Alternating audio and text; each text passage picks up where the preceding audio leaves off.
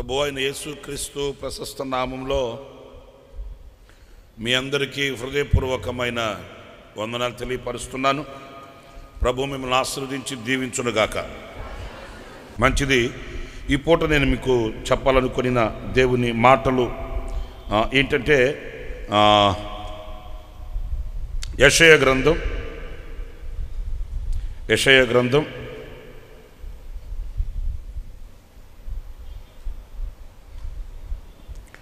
14వ అధ్యాయం 24వ వాక్యాన్ని చదువుతాము. అందులో వ్రాయబడిన చక్కటి మాటని మనం ధ్యానిద్దాం. నేను చదువుతున్న మాటని చూడండి. సైన్యములకు అధిపతియగు యెహోవా ప్రమాణపూర్వకముగా ఇలాగూ సెలవిచ్చుచున్నాడు, నేను ఉద్దేశించినట్లు నిశ్చయముగా జరుగును, నేను యోచించినట్లు స్థిరపడును. చాలు. దేవుడు చక్కటి వాగ్దానం. అదేంటంటే నేను యోచించినట్లు నిశ్చయముగా జరుగును. చూడండి, ఆయన నిశ్చయించినప్పుడు, ఆయన ఉద్దేశించినప్పుడు దానిని ఎవరు కూడా అడ్డుకోలేరు, ఎవరు కూడా దానిని ఆటంకపరచలేరు, ఎవరు దానిని అభ్యంతరపరచలేరు. ఆటంకాలు అంటారా? లేకుండా ఉండవు, వస్తాయి. అభ్యంతరాలు అంటారా? వాటికున్న డ్యూటీ అదే. ఇంకా ఆటుపోట్లు అంటారా? మనకెప్పుడు నిద్రలేగగానే ముందు కాఫీ కప్పు కంటే ముందు కనబడేది అయ్యే. అందుచేత వాటిని చూసి మనం అలజడి పాలైపోవడం కానీ, బంబేలెత్తిపోవడం కానీ, లేక అవిశ్వాసానికి తావివ్వడం కానీ మనకు తగదు.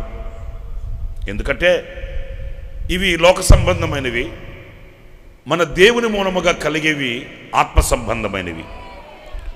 ఈ లోకంలో ఏ శక్తి ఆయన ఎదుట నిలిచేవి లేదు. ఈ లోకంలో ఏది కూడా ఆయనకు మించింది లేనే లేదు. సమస్తము కూడా అవి ఉన్నతమైనవి, ఉత్తమమైనవి. ఆయన యోచించగా దాన్ని రద్దు చేయగలిగిన శక్తి ఎవనికి దేనికి లేనే లేదు. హల్లెలూయా, హల్లెలూయా. దేవుని ఉద్దేశాలన్నీ ఎలా ఉంటాయి అని అంటే ఈ మనిషి యొక్క చిన్న మనసుకి అందనట్టుగా ఉంటాయి కదండి. ఆత్మ చెప్పు మాట చెవి గలవాడు అంటే చెవులు లేకనే ఉన్నాము. మనకు చాటంత చెవులు ఉన్నాయి ఒక్కొక్కరికి. మరి చెవులు లేకుండా ఉన్నామా?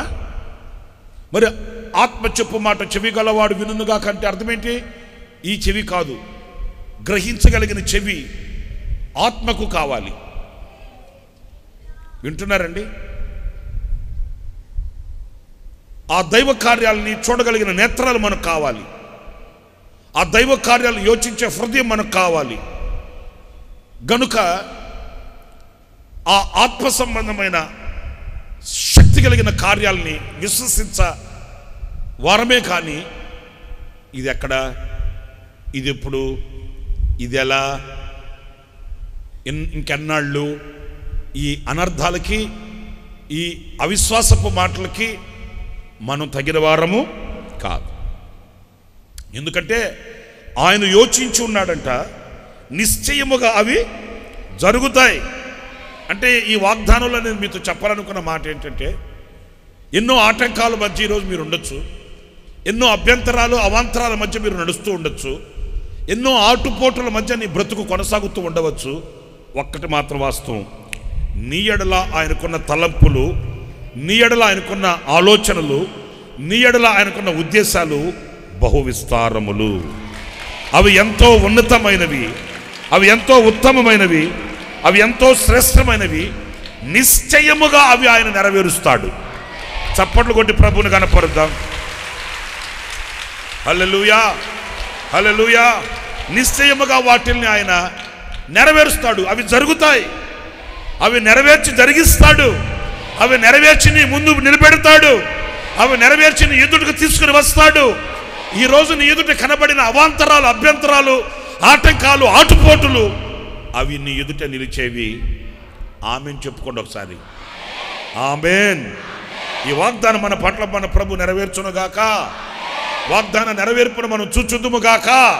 వాగ్దానము యొక్క ఫలాన్ని అనుభవించుదుముగాక. ఇక మీదట మనం విశ్వసించవలసింది, ఈ వాగ్దానాన్ని నమ్మవలసింది ఏంటంటే, ఏది నా ఎదుట శాశ్వతంగా ఉండేది కాదు, అవన్నీ నా దేవుడు మబ్బు విడిపోయినట్లుగా విడగొడతాడు. అవి తొలగిపోతాయి. ఆమేన్. జరిగేది మాత్రం ఆయన ఏది ఉద్దేశించి ఉన్నాడో, ఆయన ఏది నెరవేర్చాలనుకున్నాడో, ఏది చేయాలనుకున్నాడో, నిన్ను ఏ స్థితికి తీసుకొని రావాలనుకున్నాడో, నిన్ను ఏ స్థితిలో నడవ చేయాలనుకున్నాడో, నిశ్చయముగా ఆయన ఆ స్థితిలో నిన్ను నిల్వ చేస్తాడు, నడవ చేస్తాడు.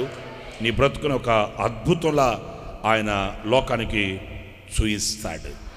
హల్లెలూయా చెప్పండి. హల్లెలూయా. ఎన్నైనా ఎదురు కానివ్వండి, ఎవడు ఏం చేయలేడు. ఎవడి వలన ఏమి కాదు, ఎవడి వలన ఏమి జరగదు. నిశ్చయముగా ఆయన అనుకున్నదే జరుగుతుంది. ఆయన చేయాలనుకున్నదే నెరవేరుతుంది. ఆయన ఉద్దేశించినదే జరుగుతుంది. ఇశ్రాయేలీలు ఐగుప్తుల నుంచి బయలుదేరి వెళ్తున్నారు. మీ దగ్గర నుంచి నాకు సమాధానం కావాలి. ఇప్పుడు ఒకడు బాగుపడితే సంతోషమా దుఃఖమా? మీకేదో తెగ బాధ ఉన్నట్టుందేంటి? మరి చెప్పండి. ఒకరు బాగుపడితే సంతోషమా దుఃఖమా? ఎందుకు సంతోషం? ఏంటి? ఆడాస్తులు సగం నీకు ఇస్తాడనా? పోనీ వాళ్ళు ఇల్లేమన్నా నీకు రాసిస్తాడనా? పోనీ వాళ్ళ పొలం ఏమైనా ఇస్తాడనా? పోనీ మీ వడ్డీ డబ్బులు ఏమైనా కడతాడనా? ఇవి ఏవి కావు. సాటి మనుషులము కనుక ఎదుటి మనిషి బాగుపడితే, ఎదుటి మనిషి సంతోషంగా ఉంటే, మనం కూడా మనుషులమే గనుక మనిషి మనసు మమత కలిగినది గనుక సంతోషిస్తుంది, ఆనందిస్తుంది, గంతులు వేస్తుంది. ఆ మనసే లేకపోతే, నేను చెప్పిన క్వాలిటీస్లో ఏది లేకపోయినా, నేను చెప్పిన మాటకి విరుద్ధంగా అనుకోండి. మీరు ఏం చెప్పాను నేను? మనుషులు గనుక సాటి మనిషి బాగుపడితే మనిషి మనసు మమత కలిగింది, మనిషి మనసు ప్రేమ కలిగింది కనుక సంతోషిస్తుంది. సంతోషించే మనసు లేకపోతే ఇక డాష్, మీరు పూరించుకోండి, ఇక నాకు అనవసరం. ఈ జాతికి చెందినవాడు ఒకడు ఉన్నాడు బైబిల్లో. ఏ జాతికి? సంతోషించలేని వ్యక్తి. ఇప్పుడు వాళ్ళు ఎక్కడి నుంచి విడుదలై వస్తున్నారు అని అంటే, బానిసపు బ్రతుకు, కట్టబడిన బ్రతుకు, ఇంకా చెప్పాలంటే వాళ్ళు ఒక స్వతంత్రత లేని, నడుము వంగబడిన భయానకమైన ఆ కాడి కింద నలిగిపోయి అల్లాడిపోతూ దేవుడా అన్నట్లుగా ఆ ఐగుప్తులోంచి విడుదల పొంది విమోచించబడి వాళ్ళు సాగి వెళ్తున్నారు. ఎక్కడికి? వాగ్దాత దేశానికి. వారు కట్టని నాటని చెట్ల ఫలములను వాళ్ళు అనుభవించడానికి, దేవుడు వాళ్ళకి ఇచ్చిన ఆభరణము లాంటి సుసంపన్నమైన దేశంలో, వాళ్ళు సౌందర్యం కలిగిన దేశంలో బ్రతకడానికి అందరూ ఆనందించాలి. పాపం వాళ్ళ కష్టం తొలగిందిరా బాబు, వాళ్ళ కన్నీళ్ళు తొలగాయరా నాయన, వాళ్ళు గొడ్డి చాకిరి పోయిందిరా స్వామి, పాపం ఏదో వాళ్ళ దేశానికి వాళ్ళు ఎదుగుతున్నారు, ఇకనైనా సంతోషంగా ఆనందంగా బ్రతకడానికి దేవుడు మార్గం సరళం చేశాడు అని ఆనందించాలి. కానీ నేను చెప్పే వ్యక్తి అలా ఆనందించకపోగా వాళ్ళ మీద కన్నేశాడు, వాళ్ళ మీద కుట్ర పెంచుకున్నాడు. ఏది? బాగుపడే వ్యక్తుల మీద. వీళ్ళని ఎలాగైనా మనం మట్టి కనిపించాలి, ఎలాగైనా వీళ్ళని జయించాలి, ఎలాగైనా వీళ్ళని ఖతం చేయాలి అని కంకణ కట్టిన కఠినాత్ముడులాగా అతడు ప్రవర్తించి ఏం చేశాడు? తనకు ఆ శక్తి లేని సంగతి గుర్తించి, తనకు ఆ బలం లేని సంగతి గుర్తించి, వాళ్ళని ఎదిరించే శక్తి, సైన్యం, బలం అతనికి లేదు కనుక అతనేం చేశాడు? మొదట వీళ్ళని బలహీనపరచాలి. వీళ్ళని మనం ఖతం చేయాలనుకుంటే, వీళ్ళని మనం జయించాలనుకుంటే మొదట వీళ్ళని మనం బలహీనపరచాలి. ఈ బలంతో వాళ్ళు ఉన్నంతకాలం వాళ్ళని మనం ఎదిరించలేం. ఈ శక్తితో వాళ్ళు ఉన్నంతకాలం మనం వాళ్ళతో పోరాడలేం. ఈ శక్తితో వాళ్ళు ఉన్నంతకాలం వాళ్ళకి ఏ హాని మనం తలపెట్టి వాళ్ళ మీద మన విజయ పతాకాన్ని మనం చేతపట్టలేం. అయితే ఏం చేయాలి? వాళ్ళకున్న శక్తిని తొలగించి వాళ్ళని బలహీనపరిచి ఆ తర్వాత మనం యుద్ధం చేసామనుకో, అప్పుడు మనం ఈజీగా జయాన్ని పొందొచ్చు అని మాస్టర్ ప్లాన్ వేశాడు. అతగాడి పేరు కొరహ, ఫరో, బాలాకు. భలే చదివే వాళ్ళు ఉన్నట్టున్నారు బైబిల్ మీరు. బాలాకు, ఏ లాకు? గుర్తుపెట్టుకోండి. మీకు ఆ పేరు గుర్తు రాకపోతే లాకును గుర్తుపెట్టుకోండి. నేను నిజం చెప్పేది, నాకు పేర్లు గుర్తుండవు కొన్నిసార్లు, అప్పుడు నేను ఇట్లాంటి పనే చేస్తా. ఆ పేరు గుర్తు రాలేదనుకో లాకులు గుర్తుపెట్టుకుంటా. ఆ లాకులు గుర్తు బాలాకు. ఈసన గారు చెప్పాడు మాకు, ఇది పేర్లు గుర్తుండకపోతే దానికి సంబంధించిన ఆల్టర్నేటివ్ అని గుర్తుపెట్టుకోమన్నాడు. బైబిల్లో యెరోబాము, రెహబాము ఉన్నారు కదా, వాళ్ళ పేర్లు గుర్తు రాకపోతే ఏం చెప్పాడంటే ఈసన గారు జెండుబాము గుర్తుపెట్టుకోమన్నాడు. నిజం, జెండుబాము గుర్తుపెట్టుకుంటే రెహబాము, యెరోబాము గుర్తుంటారు. ఆల్టర్నేటివ్ మరి ఏం చేస్తాం? సరే, ఈయన పేరేం పేరు? బాలాకు. ఏ లాకు? అందరూ చెప్పండి, ఏ లాకు? మీ లాకు. సరే, ఈ బాలాక్ అనే అతను పెద్ద మాస్టర్ ప్లాన్ వేశాడు. ఏంటంటే వీళ్ళని ఎలాగైనా మన బలహీన చూడండి, సైతాన్ గాడు వాడు కుయుక్తులు అన్నలాగా ఉంటాయి. వాడు నీ మీద జయించడానికి ఏం చేస్తాడో తెలుసా? మొదట నిన్ను బలహీనపరుస్తాడు, మైండ్ గేమ్ ఆడతాడు, నీ మనసు మీద దెబ్బ కొడతాడు, ప్రశాంతంగా ప్రార్థన చేసుకొనివ్వకుండా, దేవుని సన్నిధిలో సాక్షిగా ఉండనివ్వకుండా, దేవుని వాక్యం చదవనివ్వకుండా, చదివినా బుర్రకెక్కనివ్వకుండా. వాడు తక్కువైనడు కాదు. నేను రాత్రి ఉపవాస ప్రార్థనలో కూడా చెప్పా, కొంతమంది బైబిల్ ముందేసుకొని మైండ్ అంతా చికాక పెట్టేసుకొని 6 అధ్యాయాలు చదువుతారు. చదివిన తర్వాత ఏం చదివారు అని అడగండి, ఏదన్నా కానీ ఒక్క మాట చెప్తే మీ మీద ఒట్టు, వాళ్ళకేం గుర్తుండదు. 6 అధ్యాయాలు చదువుతారు. చదివింది ఏంటి, ఇందులో ఏముంది, నేను ఏం నేర్చుకోవాలి, నేను ఏమి తీర్మానం చేసుకోవాలి అనే ఆ స్థితికి వాళ్ళు రారండి. ఎందుకంటే చదివింది బుర్రకెక్కితే కదా. సాతాను గడు అదే చేస్తాడు, నిన్ను బైబిల్ చదవమంటాడు, వాక్యం చదవమంటాడు, అయితే చదివింది నీ బుర్రకెక్కనివ్వకుండా నీ మనసు మీద దెబ్బ కొడతాడు, కలత పెట్టేస్తాడు, మనసంతా చికాకు పెట్టేస్తాడు. వింటున్నారా? ఏదో ఏదో ఏదో ఏదో లేనిపోని సమస్యలన్నీ, లేనిపోని ఆలోచనలన్నీ తీసుకొని వచ్చి నీ మనసులో పెట్టి దిగాలుగా కూర్చొని పెట్టేస్తాడు, దిగులతో కొరగ తీసేస్తాడు. నువ్వు ఆ స్థితిలో నుండి కోల్పోయి, ఆ స్థితిలో బలహీనపడిపోయి, నువ్వు లెగలేక, నిలవలేక, ప్రార్థించలేక, స్తుతించలేక, వాక్యం చదవలేక, నువ్వు ఆధ్యాత్మికంగా సతికిలబడి కృంగిపోతే అప్పుడు నీ మీద వాడు ఏం చేస్తాడు? దాడి చేస్తాడు. మనం ఆ సింటమ్స్ గుర్తుపట్టాలి. సాతానుగాడు నా మీద దాడి చేయడానికి ప్లాన్ వేశాడు, నన్ను బలహీనపరచడానికి వాడు కుయుక్తిగా నడుస్తున్నాడని గుర్తుపట్టాలి. అవునండి, ఆడు ప్రేరేపించినంత మాత్రాన, ఆడు మనల్ని బలహీనపరచడానికి ప్రయోగం చేసినంత మాత్రాన మనం ఇది కాకూడదండి. ఎందుకంటే ఏ మాట నేను చెప్పేది, యేసు ప్రభునే ఆడు ఏం చేశాడు? ప్రేరేపించాడు. యేసయ్యని జయించాలనుకున్నాడు, యేసయ్యని ఆడు ఓడించాలనుకున్నాడు. ఆయన జయించాలంటే, ఆయన ఓడించాలంటే ఏం చేయాలి? ముందు ఆయన బలహీనపరచాలని దాడి చేశాడు. యేసయ్య ఇట్టే గుర్తుపట్టేశాడు అన్ని. ఎక్కడి నుంచి దూకేస్తే దేవదత్తులు నిన్ను పట్టుకుంటారు కదా. వెంటనే యేసుప్రభు రెచ్చిపోయి, నువ్వు నాకు చెప్పేది ఏంట్రా, దూకమంటావా, లెక్క పెట్టుకో, 1 2 3 స్టార్ట్ అని దూకాడా? రెచ్చిపోలేదు యేసయ్య. ఈ రాళ్ళను రొట్టెలుగా చేసుకుందినే అని అంటే యేసయ్య, అరే పిచ్చోడా, ఏం మాట్లాడుతున్నావురా నువ్వు? నేను సృష్టిని చేసిన వాడిని రా, సూర్య చంద్ర నక్షత్రాదులని సృష్టించిన సృష్టికర్తని నాకు నువ్వు చెప్తావా? ఈ రాళ్ళని రొట్టెలుగా చేసుకుని తినమని చూస్తుండ, మరి దెబ్బలో ఏమవుతాయి చూడు అని రెచ్చిపోలా. వాడు కుయుక్తిని, వాడు మైండ్ గేమ్ని, వాడు మనసు మీద కొట్టే దెబ్బని ఇట్టే గుర్తుపట్టి యేసయ్య ఏమన్నాడు తెలుసా? రే సైతానుగా, నీకు ఇది తెలిస్తే ఇది తెలియదంటారా నీకు? చూసారండి ఎంత కూల్గా ఆన్సర్ చేసాడు చూడండి. రే నీకు ఇది తెలుసు, ఏది తెలుసు? దేవదత్తులు పాదాలకు రాయి తగలకుండా పట్టుకుంటాయనే వాక్యం తెలుసు, రాళ్ళని రొట్టెలుగా చేసుకుని తినచ్చని తెలుసు. మరి ఈ వాక్యం తెలిసిన వాడికి నీ తండ్రిని శోధింపవలదు అనే వాక్యం తెలియదంటరా? ఈ గీత దాటి నువ్వు ఇక్కడికి వచ్చావు, ఎందుకు వచ్చావరా? వెంటనే వాడికి ఇక వేరే ఆధారం లేకుండా పోయింది. తోక చెవులు కోసినంత పని అయింది.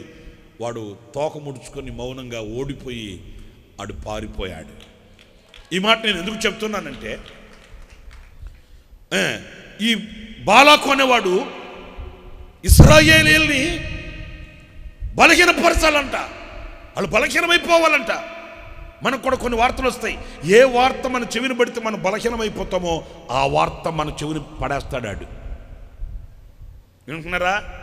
ఏ వార్త వింటే మన గుండె చెదిరిపోద్దో, ఏ వార్త వింటే మన విశ్వాసంలో బలహీనపడిపోతామో, ఏ వార్త వింటే మన శరీరం అంతా నిస్సత్తువైపోద్దో ఆ వార్తని మనకు చెవిని పడేస్తాడు. ఆనాడు మనం బలహీనమైపోతే అప్పుడు వాడు మన మీద దాడి చేసి మనల్ని ఓడిస్తాడు, వాడు జయిస్తాడు. మనం ఇట్టే గుర్తుపట్టి ఆ సాతాను మనల్ని బలహీనపరచడానికి పన్నాగం పన్నిన ఆ పన్నాగాన్ని పరిశుద్ధ పౌలు అంటాడు కదా, మనం సాతాను తంత్రములను ఎరుగని వారము కాము. వెంటనే ఇట్టే గుర్తుపట్టి మనం స్థిరుడం కావాలి, దేవుని వాక్యంతో హత్తుకొని ఎదిరించాలి, సాతాను మీద మనం ఘన విజయం సాధించాలి. చూడండి, ఈ బాలక్ ఏం చేశాడు? బిలాము అనే ప్రవక్తని పిలిపించాడు. ఈ ప్రవక్తే ఎవరైనా? ఎవరు? ఏలాము. గట్టిగా చెప్పండి. ఏలాము. ఈయన లాము, ఆయన లాకు. మీకు పేర్లు గుర్తుండడానికి చెప్తున్నా. ఆయన లాకు, ఈయన లాము. సరే, ఈ లాము, ఈ బిలాము ప్రవక్తే కానీ శపించే ప్రవక్త. వింటున్నారా? సేవకుడే కానీ ఆశీర్వాదపు మాటలు పలికి ఆయన కాదు. విశ్వాసే కానీ విశ్వాస సంబంధమైన అనుభవాలు కనిపించవు. ఈయన ప్రవక్త అన్న ఆ స్థానానికి ఒమ్ము తెచ్చాడు. వింటున్నారండి? కొంతమంది బైబిల్ పట్టుకుని వస్తారు, చర్చికే వస్తారు, కానీ ఆ బైబిల్కి ఆ చర్చికి తీసుకొని రావాల్సిన ఆ కీర్తిని తీసుకొని రారు, ఆ ఘనతను తీసుకొని రారు. ఈ పరిశుద్ధ గ్రంథం మనం పట్టుకుంటే ఈ పరిశుద్ధ గ్రంథానికి మన వలన ఏం కావాలి? ఏం రావాలి? ఘనత రావాలి, కీర్తి రావాలి. ఈ పరిశుద్ధ గ్రంథాన్ని మనం మోస్తే ఈ పరిశుద్ధ గ్రంథం మనల్ని మోసుకొని తిరుగుతుంది. మనం నిలిచిన ప్రతి చోట, మనం ఉన్న ప్రతి చోట, మనం పట్టిన, మనం చేపట్టిన, మనం ధరించుకొనిన దానికి మనం కీర్తి ప్రతిష్ఠితుల్ని పోగు చేయాలి. హల్లెలూయా, హల్లెలూయా. చూడండి, ఆయన ప్రవక్త అయ్యుండి ఆయన ఎందుకు అలాగ ప్రవర్తించాడు? ప్రవక్త అయ్యుండి అలాగ ఎందుకు ఆయన బిహేవ్ చేశాడు? ఆయన ప్రవర్తన అలాగ ఎందుకు మారిపోయింది? ఎన్నో కారణాలు ఉంటాయండి. అయితే నేను ఇక మీతో చెప్పాలనుకున్న మాట ఏంటంటే, వెళ్ళాడు ఇశ్రాయేలీయుల్ని శపించాలనుకుని వెళ్ళిన వాడు అది అతని వల్ల కాలేదంట. నేను ఆ మాట నేను చదువుతున్నప్పుడు నాకు సంతోషమే అనిపించింది. మీరు కూడా చూడండి ఆ మాట. సంఖ్యాకాండం 23వ అధ్యాయం,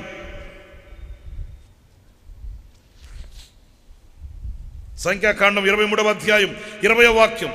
ఇదిగో దీవించమని నాకు సెలవాయను, ఆయన దీవించను. స్తోత్రం చెప్పి చప్పట్లు కొట్టండి, గట్టిగా కొట్టండి, గట్టిగా కొట్టండి. స్తోత్రం చెప్తూ చప్పట్లు కొట్టండి. హల్లెలూయా, హల్లెలూయా, హల్లెలూయా. ఆయన దీవించను. ఎవరు దీవించాడు? ఎవరు దీవించాడు? ఆయన దీవించాడు. ఎందుకంటే ఆయన మనల్ని దీవెనకరంగా ఉంచడం, మనం దీవించబడిన వారమై ఉండడం ఆయన ఉద్దేశం. ఇక్కడ ఇంకొక మాట ఏంటంటే, నేను దానిని ఎవడు మార్చలేడు. ఆయన ఉద్దేశమే నెరవేర్చబడుతుంది. ఆయన దీవించగా శపించేవాడు ఎవడున్నాడు? ఆయన ఆశీర్వదించగా అడ్డుపడేవాడు ఎవడున్నాడు? ఒకవేళ ఆయన శాపమే పెట్టచ్చు. అతడు ఒకవేళ ఇశ్రాయేలీయులను గూర్చి విరోధ భావమే కలిగి ఉండొచ్చు. వాటిలన్నింటిని దేవుడు ఆయన ఏమైతే ఉద్దేశించాడో ఆ ఉద్దేశంలోనికి మార్చి పడేశాడంతే. నేను ఎప్పుడు వచ్చాను, చాలా కాలం క్రితం అన్న వేదికల మీద చెబుతుంటే విన్నా. ఉదయాన్నే ఒక పల్లెటూరులో ఒక పాస్టర్ గారు లేచి 5 గంటలప్పుడు, ఉదయం 5 గంటలప్పుడు మైకులో అనౌన్స్ చేశాడంట, సోదరి మణులారా, పల్లెటూర్లంతా 4:30-5 గంటలకల్లా లేచి పనులు చేసుకుంటారు కదా. గేదెల దగ్గరికి వెళ్ళి పేడ గేడ ఎత్తేయడము, ఇల్లు వాకిలు ఓడవడము, తర్వాత బయట కళ్ళేపు చల్లడం, పేడ కళ్ళేపు. మన ఊర్లో అంటే, మన సిటీల్లో అంటే డోంట్ లైక్ పేడ. అసలు మన వాళ్ళకి అయ్యంటే గిట్టదో. ఇంకా మన డిపార్ట్మెంట్లో అవన్నీ ఆడ కుదురుతుంది ఏంటి? వాకిలు ఊడ్చుకోవడమే పెద్ద గొప్ప భాగ్యం. ఇక మన వాళ్ళకి ఉదయం తెల్లారేసరికి 10-10:30, ఎందుకంటే అంత పని మనుషులు వచ్చి మొత్తం చేసి పెట్టేసిపోతే 10:30కి లేచి బెడ్ కాఫీ తాగి సద్ది మొఖాలు. మనకి టౌన్లో సంగతి నేను చెప్పలేదు, నేను చెప్పాలా మీరు వినాలన్నా? పల్లెటూరులో అలా కాదు కదా. 4:30 ఆ టైంకి లేచి ఎవరి పనుల వాళ్ళు నీళ్లు తెచ్చుకోవడము అంటున్నాడు. చాలా బాగుంటుందిలేండి. ఈ పాస్టర్ గారు ఆ చర్చి మైక్ ఆన్ చేసి 5 గంటలకు అనౌన్స్ చేశాడంట. సోదరి మణులారా, ఒక ప్రకటన. దైవజనులు యేసన్న గారు మీటింగ్లు కానీ వెళ్తూ ఉంటే యాక్సిడెంట్ అయ్యింది, కాళ్ళు చేతులు ఇరిగిపోయినాయంట, చాలా ప్రమాదకరం జరిగింది, ప్రార్థనలు పెట్టుకోండి సోదరులారా అని ప్రకటన చేశాడంట.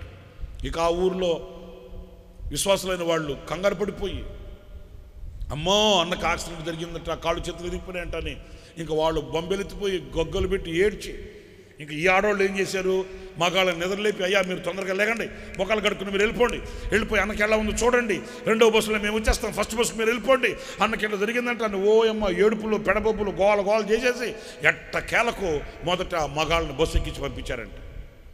వాళ్ళు గుంటూరులో దిగి శారదా కాలనీకి ఆ మందిరం దగ్గరకు వచ్చేసరికి అన్న నిల్చొని బ్రష్ చేసుకుంటున్నాడంట. వాళ్ళు చూసి కంగు తిన్నారంట వాళ్ళు. అయ్యా బాబోయ్, వాళ్ళేమో ఆయనేమో ముసలాయన యేసన్న గారికి యాక్సిడెంట్ అయింది, చేతులు కాళ్ళు ఇరిగిపోయినాయి అని చెప్పాడు. ఇక్కడ అన్నేమో బాగానే ఉన్నాడు. మగాళ్ళు కదా బయటపడరు, ఎందుకంటే రాతి గుండులు. బయటపడకపోగా అన్న దగ్గరకు వస్తే అన్న, బ్రదర్ ప్రైజ్ లార్డ్ హల్లెలూయా, ఏంటి ఎలా ఉన్నారు, మనోళ్ళు అంత బాగున్నారా, ఏంటి ఉదయాన్నే వచ్చారేంటి అని పలకరిస్తే, వీళ్ళు పలుకుతున్నారంట, మాట్లాడుతున్నారంట, కానీ ఏకాదిగా చూస్తున్నారంట అన్నది. కాళ్ళు చేతులు చూస్తున్నారంట.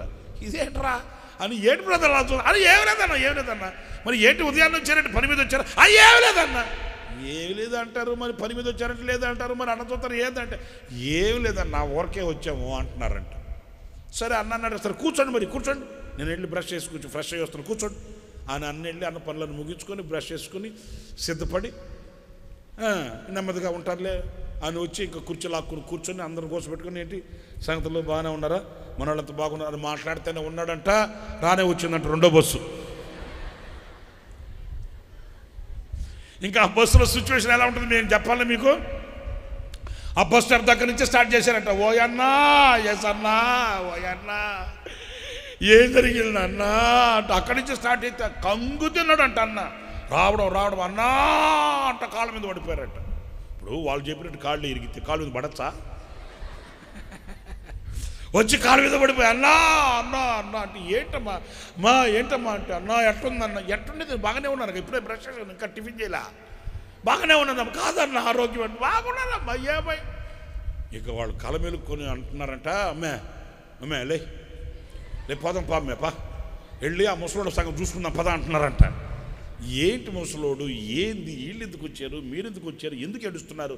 అప్పుడు వాళ్ళ విషయం చెప్పి, అన్న ఉదయం 5 గంటలకల్లా మా పాస్టర్ గారు మైక్ పెట్టి ఇట్లా చెప్పాడన్నా, మా గుండె చెదిరిపోయినాయన్నా, గుండె పగిలిపోయిందన్నా, అందుకే పరిగెత్తుకుంటూ వచ్చామన్నారు. అయ్యో నేను బాగానే ఉన్నాను కదమ్మా అది చెప్పి, సరే ఆ మాట ఇవ్వండి చెప్పి ఇంకో వాళ్ళని కూడా కోసపెట్టి కాసేపు వాకింగ్ చెప్పి మేము పోయి అంత తెలిచేస్తాం ఆయన అంతా అంటున్నారంట. అన్న అన్నాడట, తప్పు ఒకటి అనకూడదు, దైవ సేవకుడు అయినా. దైవ సేవకుడు అయితే ఇంకొక దైవ సేవకుడు కూర్చాడు చెప్పచ్చా? ఆ ముసలోడికి అసలు మీరంటే గిట్టదులే అన్న, మీకు తెలీదు, మీ పాటలు బాడిని కూడా ఒప్పుకోకపోయినంత మాత్రం మేము ఒప్పుకుంటామా? మేము వెళ్ళిన తర్వాత ముసలోడు సగం తప్పమ్మా అనకూడదు, దైవజనుడు ఆయన.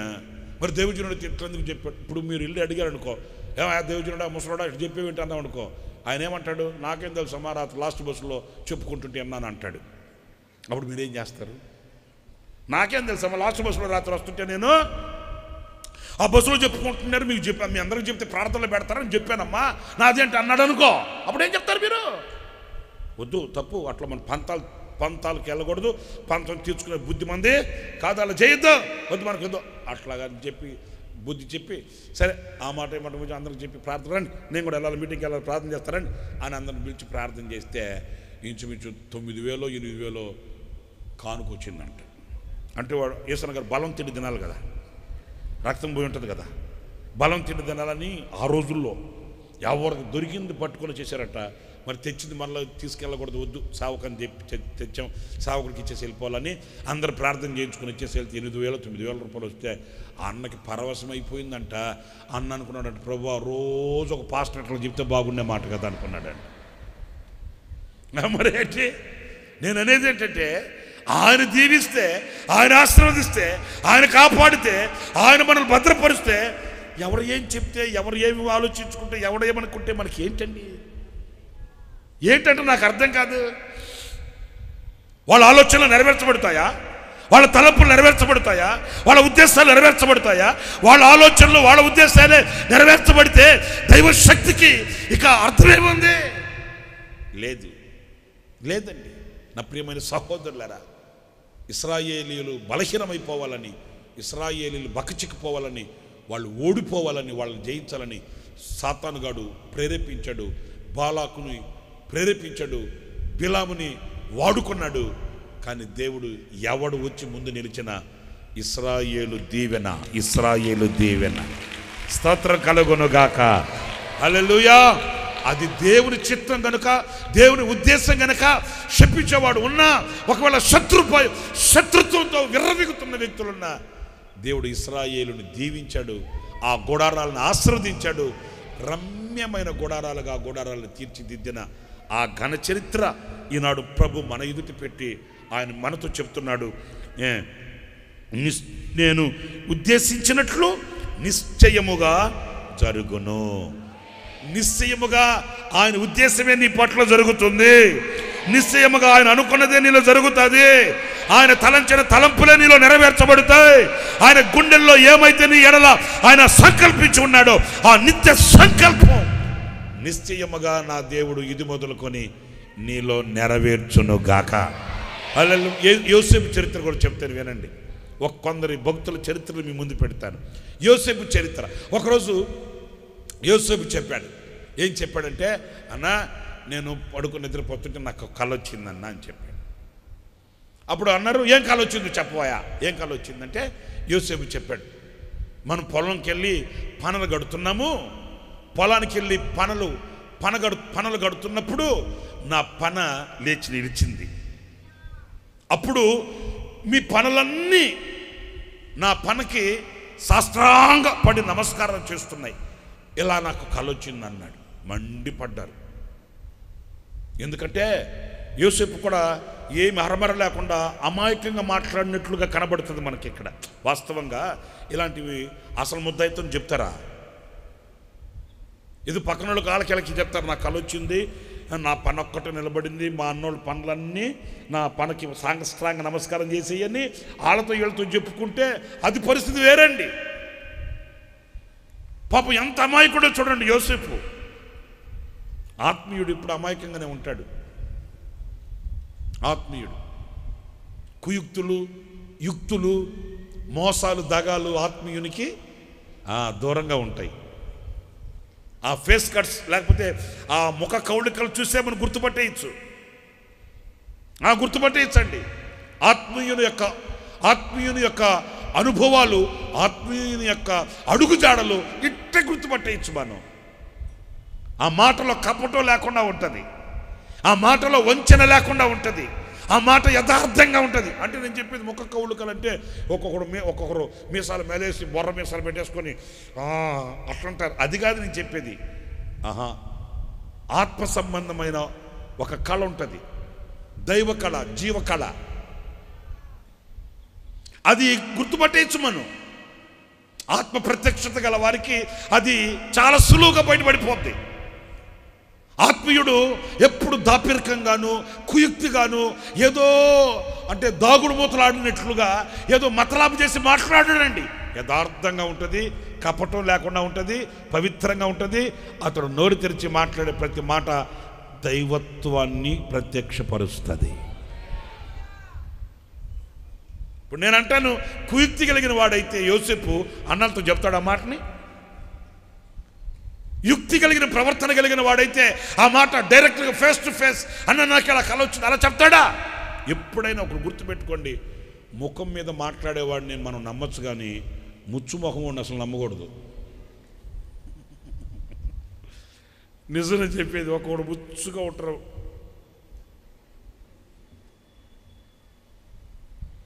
ఆ నేల చూపులే, ఆడిని అసలు నమ్మకూడదు.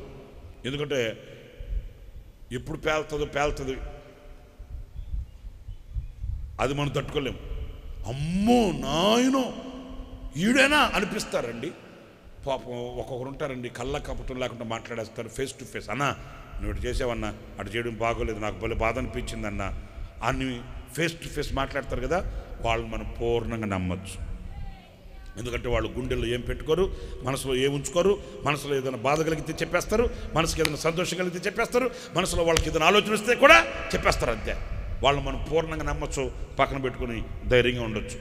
ఈ ముచ్చుమొఖాలు ఉంటారే, ముచ్చుమొఖాలు ఎప్పుడు ఏ కత్తి నూరుతారో, ఎప్పుడు ఏ బాంబు వేస్తారో మనకు తెలియదు. చూడడానికి శృతి మెత్తగా ఉన్నా అట్లా ఉండదు. నాకు అదే నేను ఆలోచించానండి, నేను కొంచెం థింక్ చేశా. ఇప్పుడు యోసేపు ఎంత అమాయకుడు కాకపోతే, ఎంత అంటే ఓపెన్ హార్ట్, యథార్థమైన ప్రవర్తన గలవాడు కాకపోతే డైరెక్ట్గా వాళ్ళకి చెప్తాడా? అంటే వాళ్ళని అంత నమ్మాడు. మా అన్నలే కదా, మా అన్నలకు కాక నేను ఎవరితో చెప్పుకోవాలి, నేను మా అన్నలకు చెప్పుకోకుండా దాప్యకం దాచుకోవచ్చా అనే ఒక సిన్సియర్ హార్ట్, యథార్థమైన ప్రవర్తన. కానీ విచిత్రం ఏంటంటే ఆ ప్రవర్తన అన్నదమ్ముల దగ్గర చూడలేము. యోసేపు వాళ్ళ అన్నకి చెప్పారు, ఇట్లాగా వచ్చిందంటే వాళ్ళంట పగబట్టారంటండి. ఆ మాట చదవండి, ఆదికాండం 37వ అధ్యాయం. ఆదికాండం 37వ అధ్యాయం 6వ వాక్యం దగ్గర నుంచి చదువుతారా? అతడు వారిని చూచి, నేను కనిన ఈ కలను మీరు దయచేసి వినుడి. అదేమనగా, మనము చేనిలో పనలు కట్టుచుంటిమి, నా పన లేచి నిలుచుచుండగా మీ పనలు నా పనను చుట్టుకొని నా పనకు సాష్టాంగపడినని చెప్పాను. 8వ వాక్యం.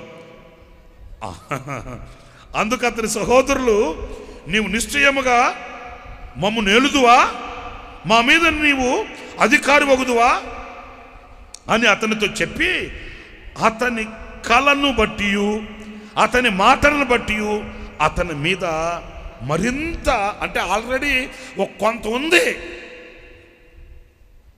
వింటున్నారా? ఆల్రెడీ చెప్పండి, ఉంది. ఎందుకుంది? రంగులు చొక్కా వేసుకున్నందుకు. ఎందుకుంది? కొంచెం నీట్ అండ్ క్లీన్గా ఉన్నందుకు. ఎందుకుంది? కొంచెం పవిత్రంగా పరిశుద్ధంగా, ఎలాంటి నీచమైన కార్యక్రమాలలో టచ్ మీ నాట్ అన్నట్లుగా మనకు అవసరం లేదు అని పవిత్రంగా పరిశుద్ధంగా బ్రతుకుతున్నాడు కదా, అందుకు ఆల్రెడీ కొంత అమ్మే. కాకపోతే ఏం చేయలేక డాడీ సపోర్ట్ ఉన్నాడు కదా అని కొంచెం ఎడంగా ఉన్నారు. ఇప్పుడు మరి ఈ మాట అనేసరికి రెచ్చిపోయారు, ఇంకా రెచ్చిపోయాట, మరింతగా పగబట్టారంట. ఇప్పుడు నేను అంటాను, పగబట్టడానికి ఇప్పుడు యోసేపు కవ్వించుకొని చెప్తున్నాడా? ఇది దేవుని ఉద్దేశమా? మీరు చెప్పండి. మరి దేవుని ఉద్దేశానికి అడ్డుపండి ఎవరు ఈ రోజున? చూసారండి, ఇప్పుడు అతనికై అతను కవ్వించి, అతనికై అతను ఆశపడి, అతనికై అతను, అన్నయ్య నేను ఇట్లా ఉండాలనుకుంటున్నాను, మీ అందరికంటే నేను గొప్పగా ఉండాలనుకుంటున్నాను, మీ అందరికంటే నేను ఉన్నతంగా ఉండాలనుకుంటున్నాను, మీ అందరికి నేను కింగునై ఉండాలనుకుంటున్నాను, నేను ఏం చెప్తే అది మీరు చేయాలి, ఆ స్థితికి నా దేవుడు నన్ను తీసుకున్నా, ఇట్లాంటి పొగరబోతు మాటలు మాట్లాడితే నీ ఉద్దేశాలు నెరవేరుతాయంటారా అని వీళ్ళు కచ్చిగట్టిన పగబట్టిన అర్థం ఉంది. ఇది దేవుని ఉద్దేశం. ఆమేన్, హల్లెలూయా. నాకు ఇంకా మనసు చివుకమన్న మాట ఏంటో తెలుసా? ఇంకొక కళ వచ్చింది, ఆ కళ కూడా చెప్పాడు. 9వ వాక్యం. అతడు ఇంకొక కల కని తన సహోదరులకు తెలియజేసి, ఇదిగో నేను మరొక కల కంటిని, అందులో సూర్య చంద్రులను 11 నక్షత్రాలు. ఈ మహానుభావుడు చూడండి, కౌంటింగ్ కూడా చెప్పేశాడు. మొదలే వాళ్ళు గుద్దుకొని చేస్తుంటే వాళ్ళ దగ్గరికి వెళ్ళి నాకు ప్రమోషన్ వచ్చిందని చెప్పచ్చా? నాకు 580 వచ్చాయని చెప్పచ్చు వాళ్ళ దగ్గరికి వెళ్ళి? మొదలే వాళ్ళు గుద్దుకొని చేస్తుంటే వాళ్ళ దగ్గరికి వెళ్ళి నాకు ఎంత తెలుసా 580. వాళ్ళకి ఎక్కుతుంది కిక్కు. ఆ మొదటి కలకే వాళ్ళు అల్లాడిపోయి పగబట్టి ఈర్చుతో రగిలిపోతుంటే వాళ్ళ దగ్గరికి వెళ్ళి మళ్ళా చెప్పాడు, ఫస్ట్ డోసే కాదు సెకండ్ డోస్ కూడా చెప్తాను నేనని అన్నాడు. ఏంటి చెప్పమంటే, సూర్య చంద్రులను,